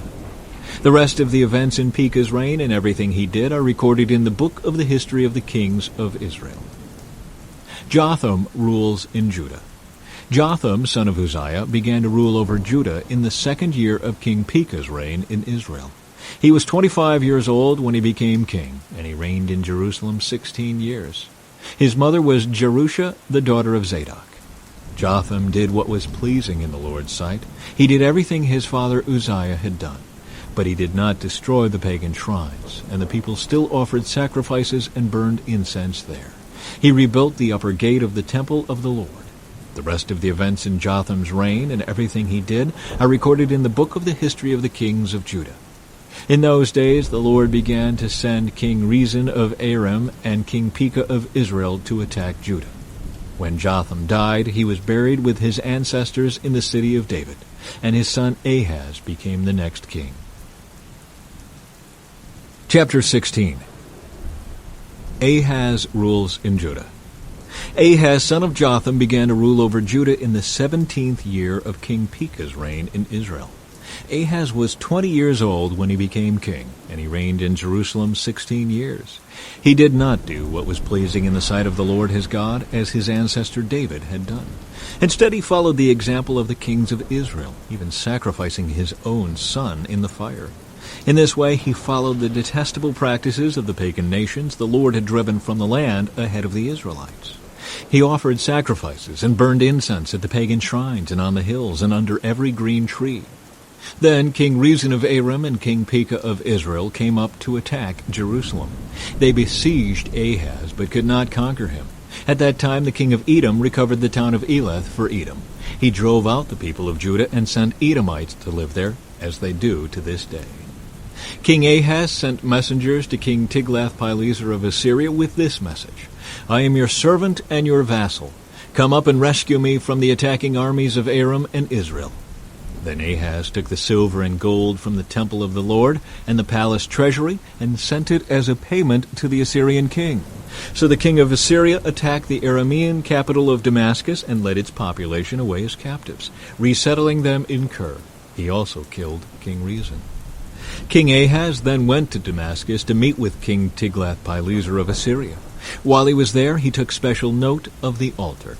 Then he sent a model of the altar to Uriah the priest. along with its design in full detail. Uriah followed the king's instructions and built an altar just like it, and it was ready before the king returned from Damascus. When the king returned, he inspected the altar and made offerings on it. He presented a burnt offering and a grain offering. He poured out a liquid offering, and he sprinkled the blood of peace offerings on the altar. Then King Ahaz removed the old bronze altar from its place in front of the Lord's temple between the entrance and the new altar, and placed it on the north side of the new altar. He told Uriah the priest, "Use the new altar for the morning sacrifices of burnt offering, the evening grain offering, the king's burnt offering and grain offering, and the burnt offerings of all the people, as well as their grain offerings and liquid offerings. Sprinkle the blood from all the burnt offerings and sacrifices on the new altar. The bronze altar will be for my personal use only." Uriah the priest did just as King Ahaz commanded him. Then the king removed the side panels and basins from the portable water carts. He also removed the great bronze basin called the sea from the backs of the bronze oxen and placed it on the stone pavement. In deference to the king of Assyria, he also removed the canopy that had been constructed inside the palace for use on the Sabbath day, as well as the king's outer entrance to the temple of the Lord. The rest of the events in Ahaz's reign and everything he did are recorded in the book of the history of the kings of Judah. When Ahaz died, he was buried with his ancestors in the city of David. Then his son Hezekiah became the next king. Chapter 17. Hoshea rules in Israel. Hoshea, son of Elah, began to rule over Israel in the 12th year of King Ahaz's reign in Judah. He reigned in Samaria 9 years. He did what was evil in the Lord's sight, but not to the same extent as the kings of Israel who ruled before him. King Shalmaneser of Assyria attacked King Hoshea, so Hoshea was forced to pay heavy tribute to Assyria. But Hoshea stopped paying the annual tribute and conspired against the king of Assyria by asking King So of Egypt to help him shake free of Assyria's power. When the king of Assyria discovered this treachery, he seized Hoshea and put him in prison. Samaria falls to Assyria. Then the king of Assyria invaded the entire land, and for 3 years he besieged the city of Samaria. Finally, in the 9th year of King Hoshea's reign, Samaria fell, and the people of Israel were exiled to Assyria. They were settled in colonies in Halah, along the banks of the Habor River in Gozan, and in the cities of the Medes. This disaster came upon the people of Israel because they worshipped other gods. They sinned against the Lord their God, who had brought them safely out of Egypt and had rescued them from the power of Pharaoh, the king of Egypt. They had followed the practices of the pagan nations the Lord had driven from the land ahead of them, as well as the practices the kings of Israel had introduced. The people of Israel had also secretly done many things that were not pleasing to the Lord their God. They built pagan shrines for themselves in all their towns, from the smallest outpost to the largest walled city. They set up sacred pillars and Asherah poles at the top of every hill and under every green tree. They offered sacrifices on all the hilltops, just like the nations the Lord had driven from the land ahead of them. So the people of Israel had done many evil things, arousing the Lord's anger. Yes, they worshipped idols, despite the Lord's specific and repeated warnings. Again and again, the Lord had sent his prophets and seers to warn both Israel and Judah. Turn from all your evil ways. Obey my commands and decrees, the entire law that I commanded your ancestors to obey, and that I gave you through my servants, the prophets. But the Israelites would not listen. They were as stubborn as their ancestors who had refused to believe in the Lord their God. They rejected his decrees and the covenant he had made with their ancestors, and they despised all his warnings. They worshipped worthless idols, so they became worthless themselves. They followed the example of the nations around them, disobeying the Lord's command not to imitate them. They rejected all the commands of the Lord their God and made 2 calves from metal. They set up an Asherah pole and worshipped Baal and all the forces of heaven. They even sacrificed their own sons and daughters in the fire. They consulted fortune-tellers and practiced sorcery and sold themselves to evil, arousing the Lord's anger. Because the Lord was very angry with Israel, he swept them away from his presence. Only the tribe of Judah remained in the land. But even the people of Judah refused to obey the commands of the Lord their God, for they followed the evil practices that Israel had introduced. The Lord rejected all the descendants of Israel. He punished them by handing them over to their attackers until he had banished Israel from his presence. For when the Lord tore Israel away from the kingdom of David, they chose Jeroboam, son of Nebat, as their king. But Jeroboam drew Israel away from following the Lord and made them commit a great sin. And the people of Israel persisted in all the evil ways of Jeroboam. They did not turn from these sins until the Lord finally swept them away from his presence, just as all his prophets had warned. So Israel was exiled from their land to Assyria, where they remain to this day. Foreigners settle in Israel. The king of Assyria transported groups of people from Babylon, Cutha, Ava, Hamath, and Sepharvaim, and resettled them in the towns of Samaria, replacing the people of Israel. They took possession of Samaria and lived in its towns. But since these foreign settlers did not worship the Lord when they first arrived, the Lord sent lions among them, which killed some of them. So a message was sent to the king of Assyria. The people you have sent to live in the towns of Samaria do not know the religious customs of the God of the land. He has sent lions among them to destroy them because they have not worshipped him correctly. The king of Assyria then commanded, "Send one of the exiled priests back to Samaria. Let him live there and teach the new residents the religious customs of the God of the land." So one of the priests who had been exiled from Samaria returned to Bethel and taught the new residents how to worship the Lord. But these various groups of foreigners also continued to worship their own gods. In town after town where they lived, they placed their idols at the pagan shrines that the people of Samaria had built. Those from Babylon worshipped idols of their god Succoth-Benoth. Those from Cutha worshipped their god Nergal, and those from Hamath worshipped Ashima. The Avites worshipped their gods Nibhaz and Tartak, and the people from Sepharvaim even burned their own children as sacrifices to their gods Adramelech and Anamelech. These new residents worshipped the Lord, but they also appointed from among themselves all sorts of people as priests to offer sacrifices at their places of worship. And though they worshipped the Lord, they continued to follow their own gods according to the religious customs of the nations from which they came. And this is still going on today. They continue to follow their former practices instead of truly worshiping the Lord and obeying the decrees, regulations, instructions, and commands he gave the descendants of Jacob, whose name he changed to Israel. For the Lord had made a covenant with the descendants of Jacob and commanded them, "Do not worship any other gods or bow before them or serve them or offer sacrifices to them, but worship only the Lord, who brought you out of Egypt with great strength and a powerful arm. Bow down to him alone and offer sacrifices only to him.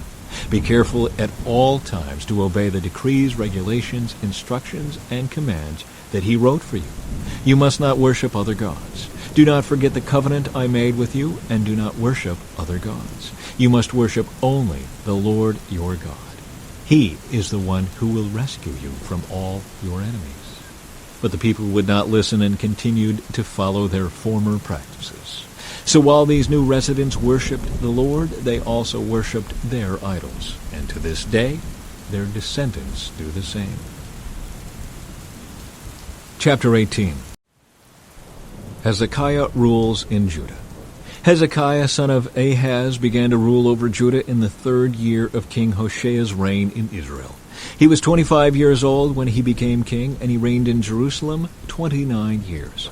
His mother was Abijah, the daughter of Zechariah. He did what was pleasing in the Lord's sight, just as his ancestor David had done. He removed the pagan shrines, smashed the sacred pillars, and cut down the Asherah poles. He broke up the bronze serpent that Moses had made because the people of Israel had been offering sacrifices to it. The bronze serpent was called Nehushtan. Hezekiah trusted in the Lord, the God of Israel. There was no one like him among all the kings of Judah, either before or after his time. He remained faithful to the Lord in everything, and he carefully obeyed all the commands the Lord had given Moses. So the Lord was with him, and Hezekiah was successful in everything he did. He revolted against the king of Assyria and refused to pay him tribute. He also conquered the Philistines as far distant as Gaza and its territory, from their smallest outpost to their largest walled city. During the 4th year of Hezekiah's reign, which was the 7th year of King Hosea's reign in Israel, King Shalmaneser of Assyria attacked the city of Samaria and began a siege against it. 3 years later, during the 6th year of King Hezekiah's reign and the 9th year of King Hosea's reign in Israel, Samaria fell.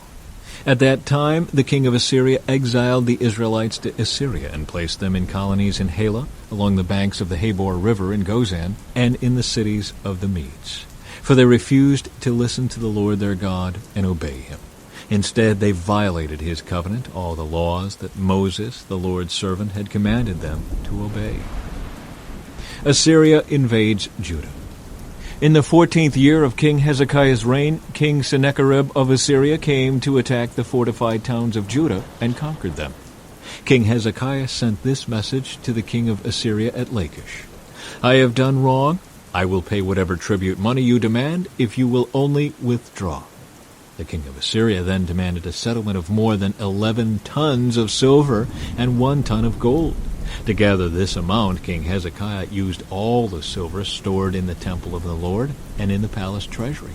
Hezekiah even stripped the gold from the doors of the Lord's temple, and from the doorposts he had overlaid with gold, and he gave it all to the Assyrian king.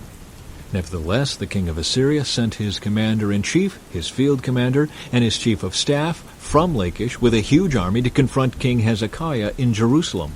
The Assyrians took up a position beside the aqueduct that feeds water into the upper pool, near the road leading to the field where cloth is washed. They summoned King Hezekiah, but the king sent these officials to meet with them: Eliakim, son of Hilkiah, the palace administrator; Shebna, the court secretary; and Joah, son of Asaph, the royal historian. Sennacherib threatens Jerusalem. Then the Assyrian king's chief of staff told them to give this message to Hezekiah: "This is what the great king of Assyria says. What are you trusting in that makes you so confident? Do you think that mere words can substitute for military skill and strength? Who are you counting on that you have rebelled against me? On Egypt? If you lean on Egypt, it will be like a reed that splinters beneath your weight and pierces your hand. Pharaoh, the king of Egypt, is completely unreliable. But perhaps you will say to me, 'We are trusting in the Lord our God.' But isn't he the one who was insulted by Hezekiah? Didn't Hezekiah tear down his shrines and altars and make everyone in Judah and Jerusalem worship only at the altar here in Jerusalem? I'll tell you what. Strike a bargain with my master, the king of Assyria.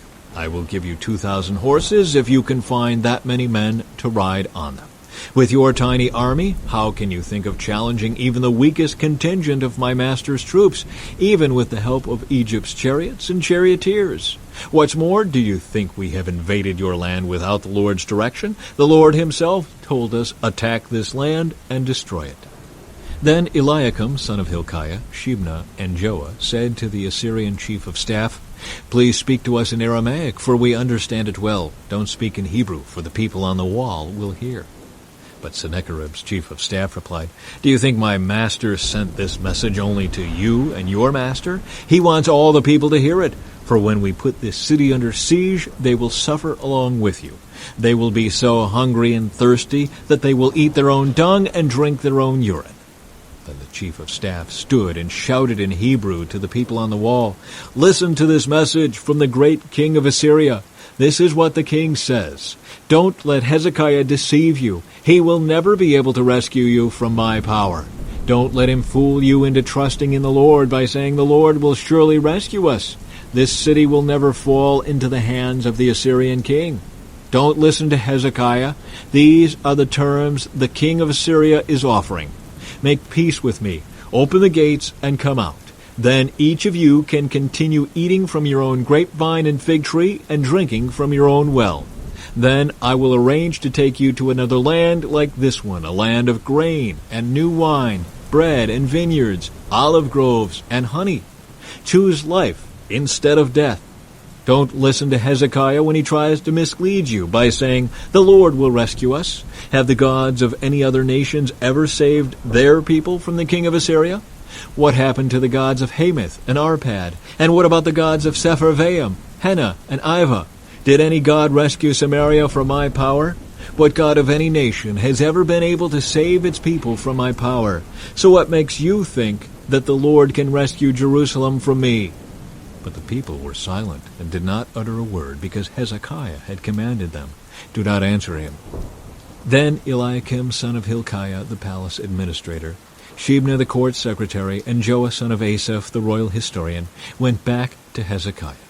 They tore their clothes in despair, and they went in to see the king and told him what the Assyrian chief of staff had said. Chapter 19. Hezekiah seeks the Lord's help. When King Hezekiah heard their report, he tore his clothes and put on burlap and went into the temple of the Lord. And he sent Eliakim the palace administrator, Shebna the court secretary, and the leading priests, all dressed in burlap, to the prophet Isaiah son of Amos. They told him, "This is what King Hezekiah says. Today is a day of trouble, insults, and disgrace. It is like when a child is ready to be born, but the mother has no strength to deliver the baby. But perhaps the Lord your God has heard the Assyrian chief of staff, sent by the king to defy the living God, and will punish him for his words. Oh, pray for those of us who are left."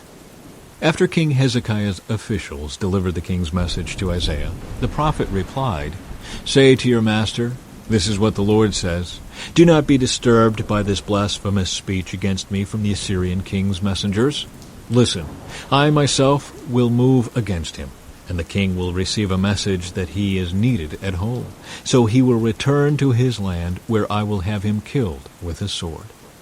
Meanwhile, the Assyrian chief of staff left Jerusalem and went to consult the king of Assyria, who had left Lachish and was attacking Libnah.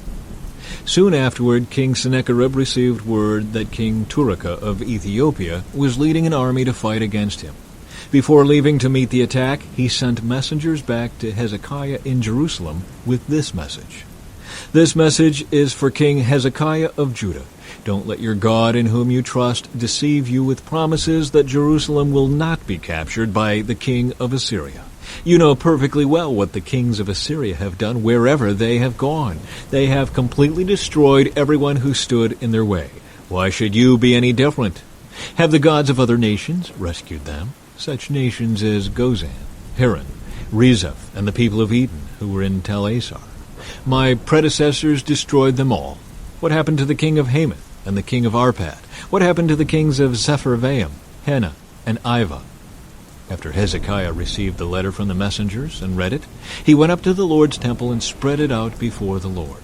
And Hezekiah prayed this prayer before the Lord. "O Lord, God of Israel, you are enthroned between the mighty cherubim. You alone are God of all the kingdoms of the earth. You alone created the heavens and the earth. Bend down, O Lord, and listen. Open your eyes, O Lord, and see. Listen to Sennacherib's words of defiance against the living God. It is true, Lord, that the kings of Assyria have destroyed all these nations, and they have thrown the gods of these nations into the fire and burned them. But of course the Assyrians could destroy them. They were not gods at all, only idols of wood and stone, shaped by human hands. Now, O Lord our God, rescue us from his power. Then all the kingdoms of the earth will know that you alone, O Lord, are God." Isaiah predicts Judah's deliverance. Then Isaiah son of Amos sent this message to Hezekiah. "This is what the Lord, the God of Israel, says. I have heard your prayer about King Sennacherib of Assyria, and the Lord has spoken this word against him. The virgin daughter of Zion despises you and laughs at you. The daughter of Jerusalem shakes her head in derision as you flee. Whom have you been defying and ridiculing? Against whom did you raise your voice? At whom did you look with such haughty eyes? It was the Holy One of Israel. By your messengers you have defied the Lord. You have said, with my many chariots I have conquered the highest mountains, yes, the remotest peaks of Lebanon. I have cut down its tallest cedars and its finest cypress trees. I have reached its farthest corners and explored its deepest forests. I have dug wells in many foreign lands and refreshed myself with their water. With the sole of my foot I stopped up all the rivers of Egypt. But have you not heard? I decided this long ago. Long ago I planned it, and now I am making it happen. I planned for you to crush fortified cities into heaps of rubble. That is why their people have so little power and are so frightened and confused. They are as weak as grass, as easily trampled as tender green shoots. They are like grass, sprouting on a housetop, scorched before it can grow lush and tall. But I know you well, where you stay, and when you come and go. I know the way you have raged against me. And because of your raging against me and your arrogance, which I have heard for myself, I will put my hook in your nose and my bit in your mouth. I will make you return by the same road on which you came. Then Isaiah said to Hezekiah, Here is the proof that what I say is true. This year you will eat only what grows up by itself, and next year you will eat what springs up from that. But in the third year you will plant crops and harvest them.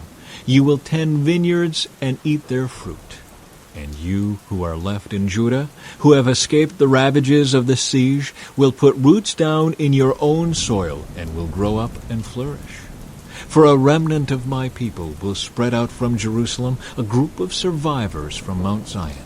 The passionate commitment of the Lord of heaven's armies will make this happen. And this is what the Lord says about the king of Assyria. His armies will not enter Jerusalem. They will not even shoot an arrow at it. They will not march outside its gates with their shields, nor build banks of earth against its walls. The king will return to his own country by the same road on which he came. He will not enter this city, says the Lord. For my own honor and for the sake of my servant David, I will defend this city and protect it. That night the angel of the Lord went out to the Assyrian camp and killed 185,000 Assyrian soldiers. When the surviving Assyrians woke up the next morning, they found corpses everywhere. Then King Sennacherib of Assyria broke camp and returned to his own land. He went home to his capital of Nineveh and stayed there.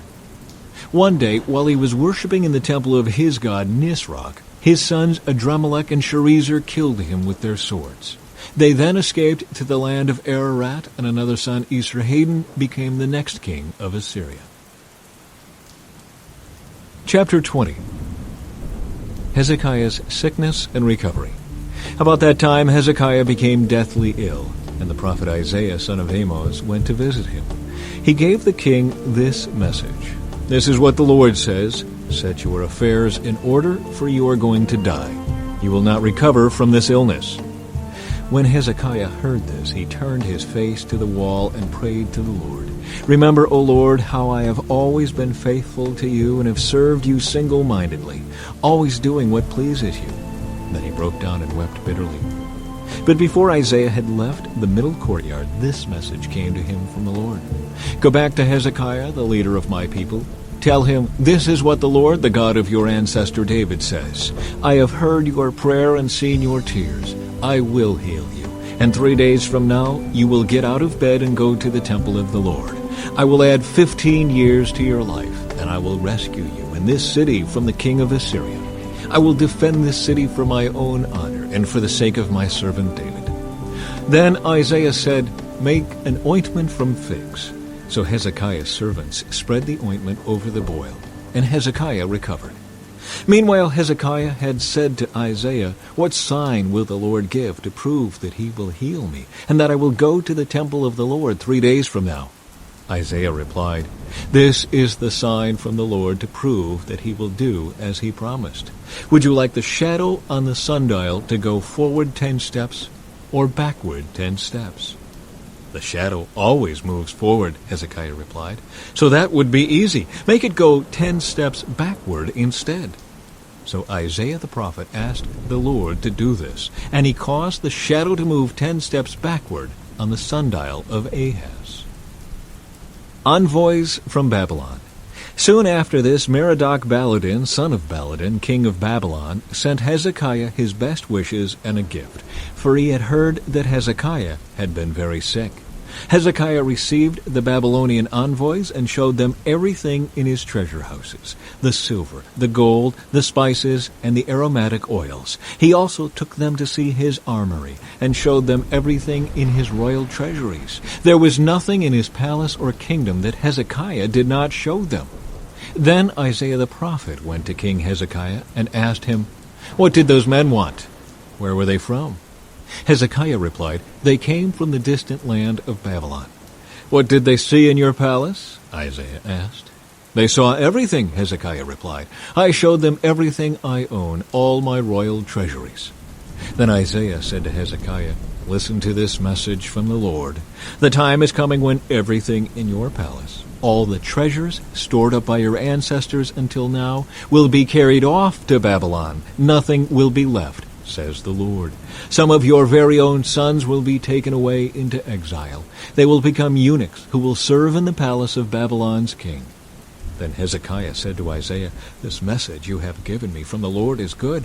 For the king was thinking, At least there will be peace and security during my lifetime.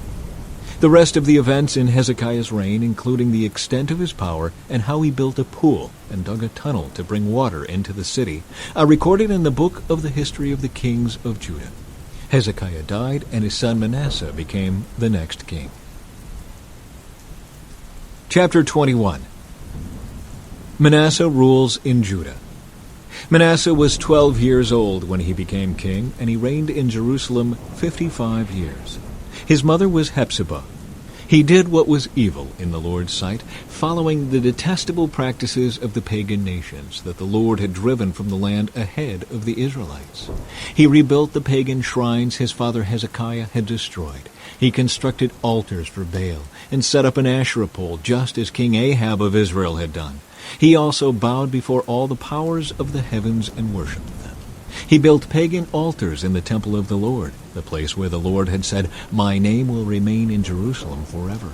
He built these altars for all the powers of the heavens in both courtyards of the Lord's temple. Manasseh also sacrificed his own son in the fire.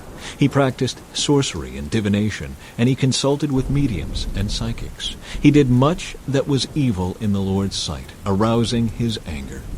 Manasseh even made a carved image of Asherah and set it up in the temple, the very place where the Lord had told David and his son Solomon, My name will be honored forever in this temple and in Jerusalem, the city I have chosen from among all the tribes of Israel. If the Israelites will be careful to obey my commands, all the laws my servant Moses gave them, I will not send them into exile from this land that I gave their ancestors. But the people refused to listen, and Manasseh led them to do even more evil than the pagan nations that the Lord had destroyed when the people of Israel entered the land. Then the Lord said through his servants the prophets, King Manasseh of Judah has done many detestable things. He is even more wicked than the Amorites who lived in this land before Israel. He has caused the people of Judah to sin with his idols. So this is what the Lord, the God of Israel, says, I will bring such disaster on Jerusalem and Judah that the ears of those who hear about it will tingle with horror. I will judge Jerusalem by the same standard I used for Samaria and the same measure I used for the family of Ahab. I will wipe away the people of Jerusalem as one wipes a dish and turns it upside down. Then I will reject even the remnant of my own people who are left, and I will hand them over as plunder for their enemies. For they have done great evil in my sight, and have angered me ever since their ancestors came out of Egypt. Manasseh also murdered many innocent people until Jerusalem was filled from one end to the other with innocent blood. This was in addition to the sin that he caused the people of Judah to commit, leading them to do evil in the Lord's sight. The rest of the events in Manasseh's reign and everything he did, including the sins he committed, are recorded in the book of the history of the kings of Judah. When Manasseh died, he was buried in the palace garden, the garden of Uzzah. Then his son Amon became the next king. Amon rules in Judah. Amon was 22 years old when he became king, and he reigned in Jerusalem 2 years. His mother was Meshullemeth, the daughter of Heres from Jotbah. He did what was evil in the Lord's sight, just as his father Manasseh had done. He followed the example of his father, worshipping the same idols his father had worshipped. He abandoned the Lord, the God of his ancestors, and he refused to follow the Lord's ways. Then Ammon's own officials conspired against him and assassinated him in his palace. But the people of the land killed all those who had conspired against King Ammon, and they made his son Josiah the next king. The rest of the events in Ammon's reign and what he did are recorded in the book of the history of the kings of Judah. He was buried in his tomb in the garden of Uzzah. Then his son Josiah became the next king. Chapter 22. Josiah rules in Judah. Josiah was 8 years old when he became king, and he reigned in Jerusalem 31 years. His mother was Jedidah, the daughter of Adaiah from Bozkath. He did what was pleasing in the Lord's sight and followed the example of his ancestor David. He did not turn away from doing what was right. In the 18th year of his reign, King Josiah sent Shaphan, son of Azaliah and grandson of Meshullam, the court secretary, to the temple of the Lord. He told him, "Go to Hilkiah the high priest and have him count the money the gatekeepers have collected from the people at the Lord's temple. Entrust this money to the men assigned to supervise the temple's restoration. Then they can use it to pay workers to repair the temple of the Lord. They will need to hire carpenters, builders, and masons. Also have them buy the timber and the finished stone needed to repair the temple. But don't require the construction supervisors to keep account of the money they receive, for they are honest and trustworthy men." Hilkiah discovers God's law. Hilkiah the high priest said to Shaphan the court secretary, "I have found the book of the law in the Lord's temple." Then Hilkiah gave the scroll to Shaphan, and he read it. Shaphan went to the king and reported, "Your officials have turned over the money collected at the temple of the Lord to the workers and supervisors at the temple." Shaphan also told the king, "Hilkiah the priest has given me a scroll." So Shaphan read it to the king. When the king heard what was written in the book of the law, he tore his clothes in despair. Then he gave these orders to Hilkiah the priest, Ahikam son of Shaphan, Akbor son of Micaiah, Shaphan the court secretary, and Asaiah the king's personal advisor. "Go to the temple and speak to the Lord for me, and for the people, and for all Judah. Inquire about the words written in this scroll that has been found. For the Lord's great anger is burning against us, because our ancestors have not obeyed the words in this scroll. We have not been doing everything it says we must do." So Hilkiah the priest, Ahikam, Akbor, Shaphan, and Asaiah went to the new quarter of Jerusalem to consult with the prophet Huldah. She was the wife of Shallum, son of Tikvah, son of Harhas, the keeper of the temple wardrobe. She said to them, "The Lord, the God of Israel, has spoken. Go back and tell the man who sent you, this is what the Lord says. I am going to bring disaster on this city and its people. All the words written in the scroll that the king of Judah has read will come true. For my people have abandoned me and offered sacrifices to pagan gods. And I am very angry with them for everything they have done. My anger will burn against this place, and it will not be quenched.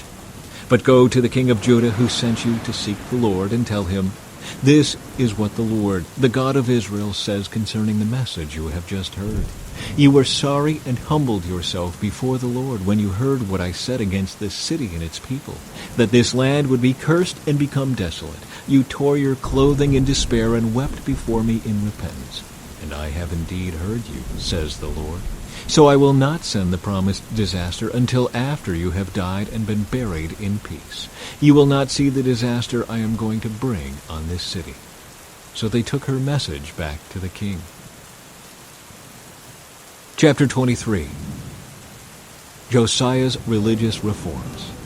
Then the king summoned all the elders of Judah and Jerusalem, and the king went up to the temple of the Lord with all the people of Judah and Jerusalem, along with the priests and the prophets, all the people from the least to the greatest. There the king read to them the entire book of the covenant that had been found in the Lord's temple. The king took his place of authority beside the pillar and renewed the covenant in the Lord's presence. He pledged to obey the Lord by keeping all his commands, laws, and decrees with all his heart and soul. In this way he confirmed all the terms of the covenant that were written in the scroll, and all the people pledged themselves to the covenant. Then the king instructed Hilkiah the high priest and the priests of the second rank and the temple gatekeepers to remove from the Lord's temple all the articles that were used to worship Baal, Asherah, and all the powers of the heavens. The king had all these things burned outside Jerusalem on the terraces of the Kidron Valley, and he carried the ashes away to Bethel. He did away with the idolatrous priests who had been appointed by the previous kings of Judah, for they had offered sacrifices at the pagan shrines throughout Judah and even in the vicinity of Jerusalem. They had also offered sacrifices to Baal and to the sun, the moon, the constellations, and to all the powers of the heavens. The king removed the Asherah pole from the Lord's temple and took it outside Jerusalem to the Kidron Valley, where he burned it. Then he ground the ashes of the pole to dust and threw the dust over the graves of the people. He also tore down the living quarters of the male and female shrine prostitutes that were inside the temple of the Lord, where the women wove coverings for the Asherah pole. Josiah brought to Jerusalem all the priests who were living in other towns of Judah. He also defiled the pagan shrines where they had offered sacrifices, all the way from Geba to Beersheba. He destroyed the shrines at the entrance to the gate of Joshua, the governor of Jerusalem. This gate was located to the left of the city gate as one enters the city. The priests who had served at the pagan shrines were not allowed to serve at the Lord's altar in Jerusalem, but they were allowed to eat unleavened bread with the other priests. Then the king defiled the altar of Topheth in the valley of Ben Hinnom, so no one could ever again use it to sacrifice a son or daughter in the fire as an offering to Moloch. He removed from the entrance of the Lord's temple the horse statues that the former kings of Judah had dedicated to the sun. They were near the quarters of Nathan-Melech the eunuch, an officer of the court. The king also burned the chariots dedicated to the sun. Josiah tore down the altars that the kings of Judah had built on the palace roof above the upper room of Ahaz. The king destroyed the altars that Manasseh had built in the two courtyards of the Lord's temple. He smashed them to bits and scattered the pieces in the Kidron Valley. The king also desecrated the pagan shrines east of Jerusalem, to the south of the Mount of Corruption, where King Solomon of Israel had built shrines for Ashtoreth, the detestable goddess of the Sidonians, and for Chemosh, the detestable god of the Moabites, and for Moloch, the vile god of the Ammonites. He smashed the sacred pillars and cut down the Asherah poles. Then he desecrated these places by scattering human bones over them. The king also tore down the altar at Bethel, the pagan shrine that Jeroboam son of Nebat had made when he caused Israel to sin. He burned down the shrine and ground it to dust, and he burned the Asherah pole. Then Josiah turned around and noticed several tombs in the side of the hill. He ordered that the bones be brought out, and he burned them on the altar at Bethel to desecrate it. This happened just as the Lord had promised through the man of God when Jeroboam stood beside the altar at the festival. Then Josiah turned and looked up at the tomb of the man of God who had predicted these things. "What is that monument over there?" Josiah asked. And the people of the town told him, "It is the tomb of the man of God who came from Judah and predicted the very things that you have just done to the altar at Bethel." Josiah replied, "Leave it alone. Don't disturb his bones." So they did not burn his bones or those of the old prophet from Samaria. Then Josiah demolished all the buildings at the pagan shrines in the towns of Samaria, just as he had done at Bethel. They had been built by the various kings of Israel and had made the Lord very angry. He executed the priests of the pagan shrines on their own altars, and he burned human bones on the altars to desecrate them. Finally, he returned to Jerusalem. Josiah celebrates Passover. King Josiah then issued this order to all the people: "You must celebrate the Passover to the Lord your God, as required in this book of the covenant." There had not been a Passover celebration like that since the time when the judges ruled in Israel, nor throughout all the years of the kings of Israel and Judah. This Passover was celebrated to the Lord in Jerusalem in the 18th year of King Josiah's reign. Josiah also got rid of the mediums and psychics, the household gods, the idols, and every other kind of detestable practice, both in Jerusalem and throughout the land of Judah. He did this in obedience to the laws written in the scroll that Hilkiah the priest had found in the Lord's temple. Never before had there been a king like Josiah, who turned to the Lord with all his heart and soul and strength, obeying all the laws of Moses, and there has never been a king like him since. Even so, the Lord was very angry with Judah because of all the wicked things Manasseh had done to provoke him. For the Lord said, "I will also banish Judah from my presence, just as I have banished Israel. And I will reject my chosen city of Jerusalem and the temple where my name was to be honored." The rest of the events in Josiah's reign and all his deeds are recorded in the book of the history of the kings of Judah. While Josiah was king, Pharaoh Necho, king of Egypt, went to the Euphrates River to help the king of Assyria. King Josiah and his army marched out to fight him, but King Necho killed him when they met at Megiddo. Josiah's officers took his body back in a chariot from Megiddo to Jerusalem. and buried him in his own tomb. Then the people of the land anointed Josiah's son Jehoahaz and made him the next king. Jehoahaz rules in Judah. Jehoahaz was 23 years old when he became king, and he reigned in Jerusalem 3 months. His mother was Hamutal, the daughter of Jeremiah from Libnah. He did what was evil in the Lord's sight, just as his ancestors had done. Pharaoh Necho put Jehoahaz in prison at Riblah in the land of Hamath to prevent him from ruling in Jerusalem. He also demanded that Judah pay 7,500 pounds of silver and 75 pounds of gold as tribute.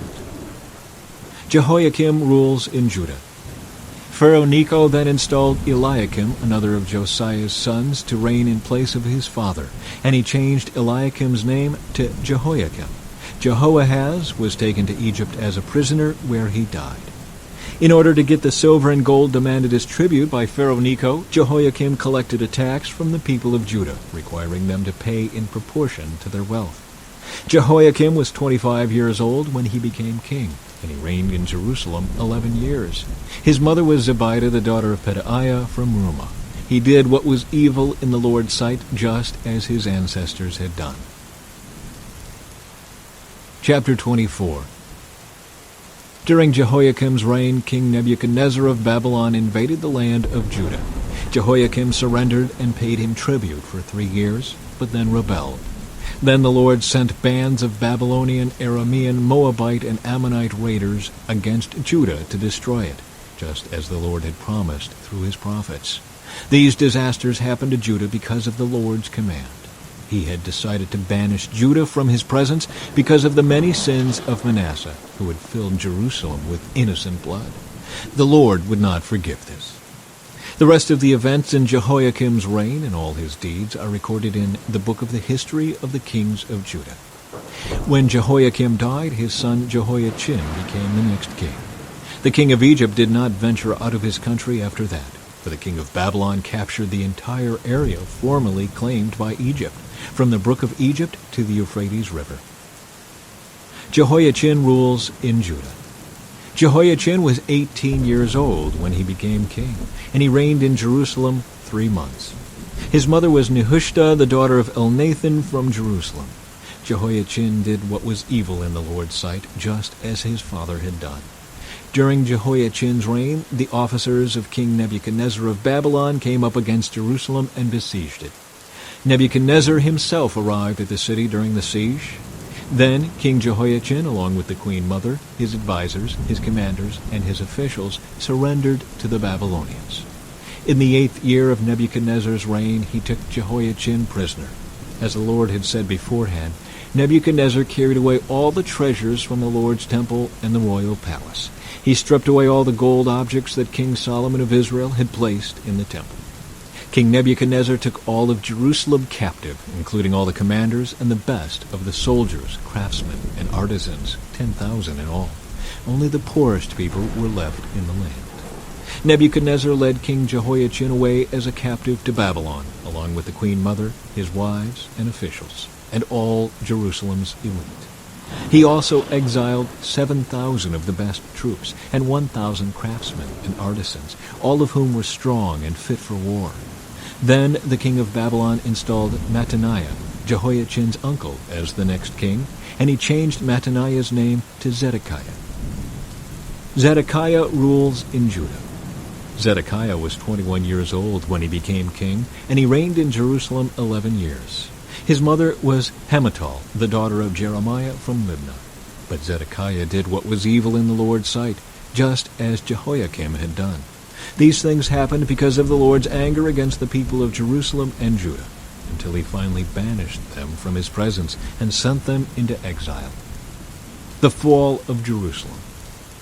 Zedekiah rebelled against the king of Babylon. Chapter 25. So on January 15, during the 9th year of Zedekiah's reign, King Nebuchadnezzar of Babylon led his entire army against Jerusalem. They surrounded the city and built siege ramps against its walls. Jerusalem was kept under siege until the 11th year of King Zedekiah's reign. By July 18, in the 11th year of Zedekiah's reign, The famine in the city had become very severe, and the last of the food was entirely gone. Then a section of the city wall was broken down, and all the soldiers fled. Since the city was surrounded by the Babylonians, they waited for nightfall. Then they slipped through the gate between the two walls behind the king's garden and headed toward the Jordan Valley. But the Babylonian troops chased the king and caught him on the plains of Jericho, for his men had all deserted him and scattered. They took him to the king of Babylon at Riblah, where they pronounced judgment upon Zedekiah. They made Zedekiah watch as they slaughtered his sons. Then they gouged out Zedekiah's eyes, bound him in bronze chains, and led him away to Babylon. The temple destroyed. On August 14 of that year, which was the 19th year of King Nebuchadnezzar's reign, Nebuzaradan, the captain of the guard and an official of the Babylonian king, arrived in Jerusalem. He burned down the temple of the Lord, the royal palace, and all the houses of Jerusalem. He destroyed all the important buildings in the city. Then he supervised the entire Babylonian army as they tore down the walls of Jerusalem on every side. Nebuzaradan, the captain of the guard, then took as exiles the rest of the people who remained in the city, the defectors who had declared their allegiance to the king of Babylon, and the rest of the population. But the captain of the guard allowed some of the poorest people to stay behind in Judah to care for the vineyards and fields. The Babylonians broke up the bronze pillars in front of the Lord's temple, the bronze water carts, and the great bronze basin called the sea, and they carried all the bronze away to Babylon. They also took all the ash buckets, shovels, lamp snuffers, dishes, and all the other bronze articles used for making sacrifices at the temple. Nebuzaradan, the captain of the guard, also took the incense burners and basins, and all the other articles made of pure gold or silver. The weight of the bronze from the two pillars, the sea, and the water carts was too great to be measured. These things had been made for the Lord's temple in the days of King Solomon. Each of the pillars was 27 feet tall. The bronze capital on top of each pillar was 7½ feet high, and was decorated with a network of bronze pomegranates all the way around. Nebuzaradan, the captain of the guard, took with him as prisoners Seraiah the high priest, Zephaniah the priest of the second rank, and the 3 chief gatekeepers. And from among the people still hiding in the city, he took an officer who had been in charge of the Judean army, 5 of the king's personal advisors, the army commander's chief secretary, who was in charge of recruitment, and 60 other citizens. Nebuzaradan, the captain of the guard, took them all to the king of Babylon at Riblah. And there at Riblah, in the land of Hamath, the king of Babylon had them all put to death. So the people of Judah were sent into exile from their land. Gedaliah governs in Judah. Then King Nebuchadnezzar appointed Gedaliah, son of Ahikam and grandson of Shaphan, as governor over the people he had left in Judah.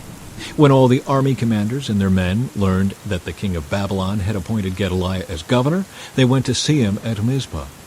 These included Ishmael, son of Nethaniah, Johanan, son of Kareah, Seraiah, son of Tanumeth, the Netophathite, and Jezaniah, son of the Maacathite, and all their men. Gedaliah vowed to them that the Babylonian officials meant them no harm. Don't be afraid of them. Live in the land and serve the king of Babylon, and all will go well for you, he promised. But in mid-autumn of that year, Ishmael, son of Nethaniah, and grandson of Elishama, who was of the royal family, went to Mizpah with 10 men and killed Gedaliah.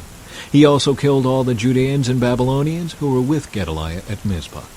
Then all the people of Judah, from the least to the greatest, as well as the army commanders, fled in panic to Egypt, for they were afraid of what the Babylonians would do to them. Hope for Israel's royal line. In the 37th year of the exile of King Jehoiachin of Judah, evil Merodach ascended to the Babylonian throne. He was kind to Jehoiachin and released him from prison on April 2 of that year. He spoke kindly to Jehoiachin and gave him a higher place than all the other exiled kings in Babylon. He supplied Jehoiachin with new clothes to replace his prison garb, and allowed him to dine in the king's presence for the rest of his life. So the Babylonian king gave him a regular food allowance as long as he lived.